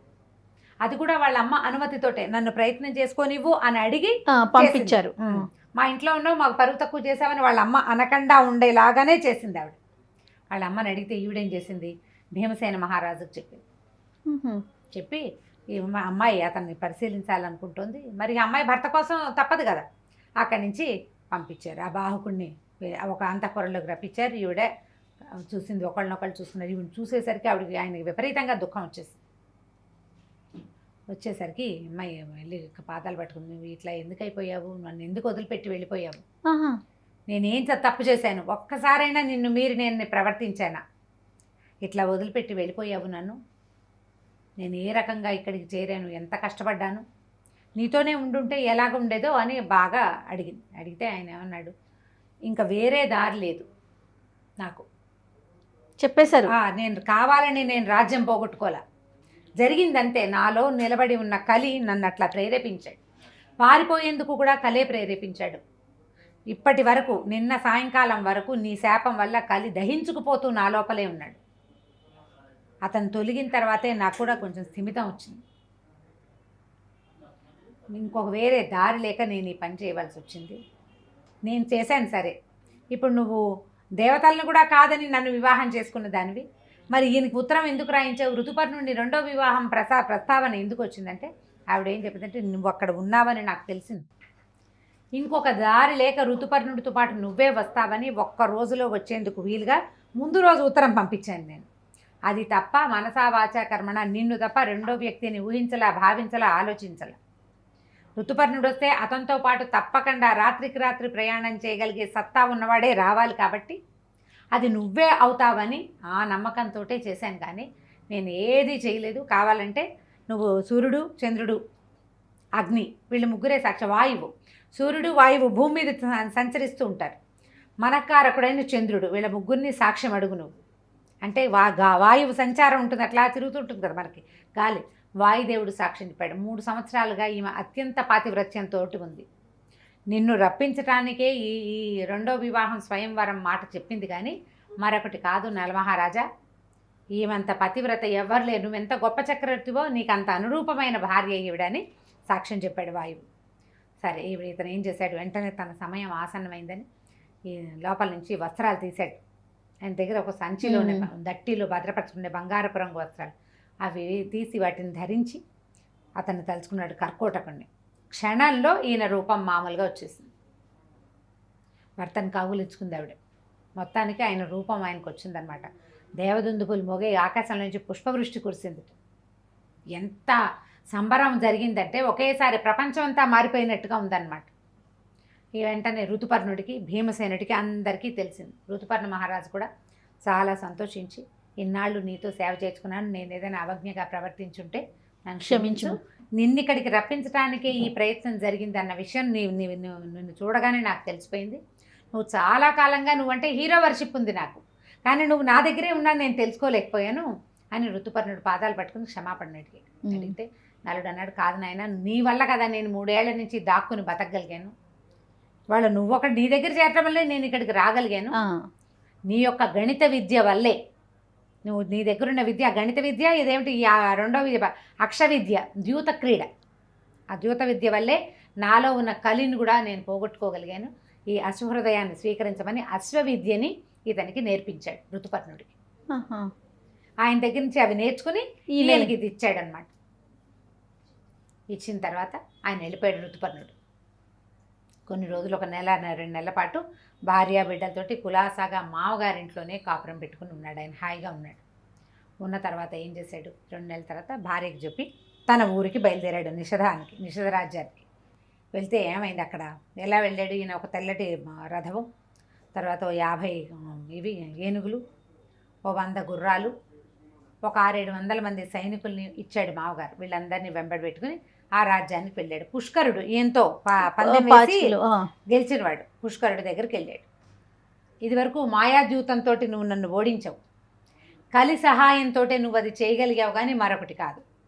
ఇప్పుడు నేను జూతం ఆడడానికి రెడీగా ఉన్నా. న్యాయంగా జూతం ఆడతావా, లేకపోతే జూతమాడిని యుద్ధం చేస్తానంటే నేను యుద్ధానికి కూడా సిద్ధంగానే ఉన్నా. విల్లు ఎక్కువ పెట్టమంటావా, జూతం ఆడతావా తేల్చుకోమన్నాడు. పుష్కరుడికి పక్కపక్క నవ్వొచ్చింది.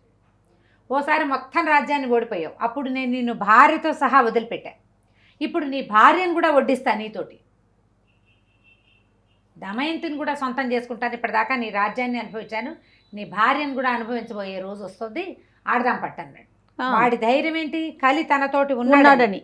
ఈయన మొదటి ఆట దగ్గర నుంచి నైషధుడే గెలిచాడు, ఈయనే గెలిచాడు, నలమహారాజే గెలిచి మొదట రత్నాభరణాలు, కిరీటాలుతో తర్వాత క్రమంగా రాజ్యం మొత్తము గెలిచేసాడు. నేర్చుకున్నాడు కదా అక్ష విద్య నేర్చుకున్నాడు ఆయన, ద్యూత క్రీడని నేర్చుకున్నాడు, మొత్తం గెలిచేసుకున్నాడు. పైగా ఏంటంటే ఎవరినైనా ప్రభావితం చేయటానికి కలి అనేవాడు ఉండాలి, వాడు లేడు అక్కడ. అది అవతల వాడికి శక్తియుక్తులు ఏం లేవు. కిందటిసారి అతను గెలిచాడంటే కలి ప్రభావంతో గెలిచాడు. ఇప్పుడు మొత్తం ఓడిపోయింది, అయిపోయింది, ఏమీ మిగలని పుష్కరుణ్ణి నువ్వు వెళ్ళి నీ సామంత రాజ్యం ఏదైతే ఉందో అది వాడుకో, మళ్ళీ ఇలాంటి ప్రయత్నాలు చేయదు. నువ్వు దురాశకి లోనయ్యి కలిపురుషుడికి లొంగిపోయావు. అతని సామ్రాజ్యానికి సర్వంసహా చక్రవర్తిని చేస్తానని నీకు మాటిచ్చాడు కాబట్టి నువ్వు దిగావు. నీ దురాశ వల్ల మా జీవితాలు సర్వనాశనం అయిపోయినాయి. ఇక దురాశ పడకు, నువ్వు నా సోదర సమానుడివి, వెళ్ళి నువ్వు సామంతుడుగానే ఉండు అని పుష్కరుణ్ణి పంపించేశాడు. తర్వాత దమయంతిదేవిని తన సంతానాన్ని పిలిపించుకున్నాడు. ఈ ఇంద్రాది దిక్పాలకులంతా కూడా ఇలా జరిగింది ఒక ధర్మం అంటే అధర్మమైన జీవితంలో ఇతని నలుణ్ణి ఓడించి ఇతని అష్టకష్టాలు పాలు చేసిన ధర్మాన్ని మాత్రం వీడని అతని ప్రజ్ఞకి మెచ్చుకుని ఇంద్రాదులు ఎంతో అత్యద్భుతంగా మెచ్చుకున్నారు. అసలు మామూలు మేపు కాదనమాట. ఒక రత్నాలహారం, ఒక పుష్పహారాన్ని, కొన్ని వస్తువుల్ని ఈయనకి పంపించారు. 10,000 సంవత్సరాలు రాజ్యం చేశాడు నలుడు. అబ్బా, తన భార్యతో పాటుగా భూమి మీద ఉండి అత్యద్భుతమైన రాజ్యపాలనని అందించాడు. ఆ తర్వాత ఎప్పుడూ ఇలాంటివి ఆయన జీవితంలో జరగలేదు. కలి అత్యంత ప్రభావవంతమైనది. ఇప్పుడు ఈ రోజుల్లో తండ్రి లేదు, తల్లి లేదు, అన్నదమ్ములు లేదు, అక్క చెల్లెళ్ళు లేదు, ధర్మం న్యాయం ఏమీ లేదు, అన్నీ ఉన్నట్టే ఉంటాయి. ఏదో ఒక బలహీన క్షణంలో ఈ అధర్మానికి అన్యాయానికి ఓడిపోతారు జనాలు, ఓడిపోతారు, అందరూ దిగేస్తారు. దానికి కారణమే కలి ప్రభావం. అందుకని ఎక్కువ నిత్యము పూజ చేసుకోవాలి. ఏదైనా మంచి మాటలే వింటూ ఉండవాలి. చెడు ప్రవర్తన చేయకూడదు, దుర్జన సాంగత్యం చేయకూడదు, సజ్జన సాంగత్యమే చేయాలి. ఇలాంటి మాటలన్నీ కూడా అందుకే పుట్టినాయి. ఇప్పుడు మనం యజ్ఞం హోమం ఏమీ చేయలేం. అందుకని నామపారాయణం చెయ్యి, చదువు, ఏదైనా ఒక దేవుడి పేరు తలుచుకుంటూ ఉండు, నిత్యము భగవన్నామ సంకీర్తన చేస్తే కొంచెం బుద్ధి నిలకడగా ఉంటుందని చెప్తారు. ఈ కలి దీన్ని గనక ఇలాంటి కథని గనక వింటే వీళ్ళకి కలి బాధలు ఉండవు. నలుడు, దమయంతి, ఋతుపర్ణుడు, కర్కోటకుడు వీళ్ళ నలుగురిని తలుచుకుంటే గనక వాళ్ళని కలి బాధించడు. ఈ కథని స్మరించిన వాళ్ళకి కలి బాధలు ఉండవు అని చెప్తారు. ఎంత అద్భుతంగా ఉందో రమ్మగారు. కదా, సినిమా తీయచ్చు. చక్కని కథ కదండి. అంటే మోరల్ ఉన్న స్టోరీ, ప్రతి క్యారెక్టర్కి ఒక మోరల్ ఉంది. చాలా వాటిలలో ఈ హంసదా దూత్యము, తర్వాత నలుడు ఈ దేవతల్ని తోసిరాజని ఆ అమ్మాయి దమయంతి ఈ నలుడినే పెళ్లి చేసుకోవడం, అలాంటి చిన్న చిన్న సీనరీస్ కొన్ని పాత సినిమాల్లో ఉన్నాయి. అంటే ప్రేమ కావ్యాలు మాత్రమే పెట్టేసినట్టు ఆ సిచ్యువేషన్స్ మాత్రమే, ఫుల్ స్టోరీని ఎవరు చేయలే. ఇతని క్యారెక్టర్ గురించి చూడండి ఎంత బాగుంది కదా, నలుడు గురించి. అవును, చాలా బాగుంది నిజంగా. ఎవరైనా కొంచెం ముందుకొచ్చి ఒక మంచి సినిమాగా అందించవచ్చు ఒక స్టోరీ కింద. ఎందుకంటే ఇప్పుడు ప్రెజెంట్ అంతా హిస్టారికల్ మూవీస్ వస్తూ ఉన్నాయి కదా రమ్మగారు. అవును, రైట్ అండి, thank you so much. Anyhow మనమైతే సుమన్ టీవీ మామ్ ద్వారా అయితే అందించేసాం ప్రేక్షకులకి. థ్యాంక్ యూ అండి, నమస్తే. నమస్తే. ఈ వీడియో కనుక మీకు నచ్చినట్లయితే లైక్ చేయండి, షేర్ చేయండి. మరిన్ని వీడియోస్ కోసం మా ఛానల్ని సబ్స్క్రైబ్ చేసుకోండి.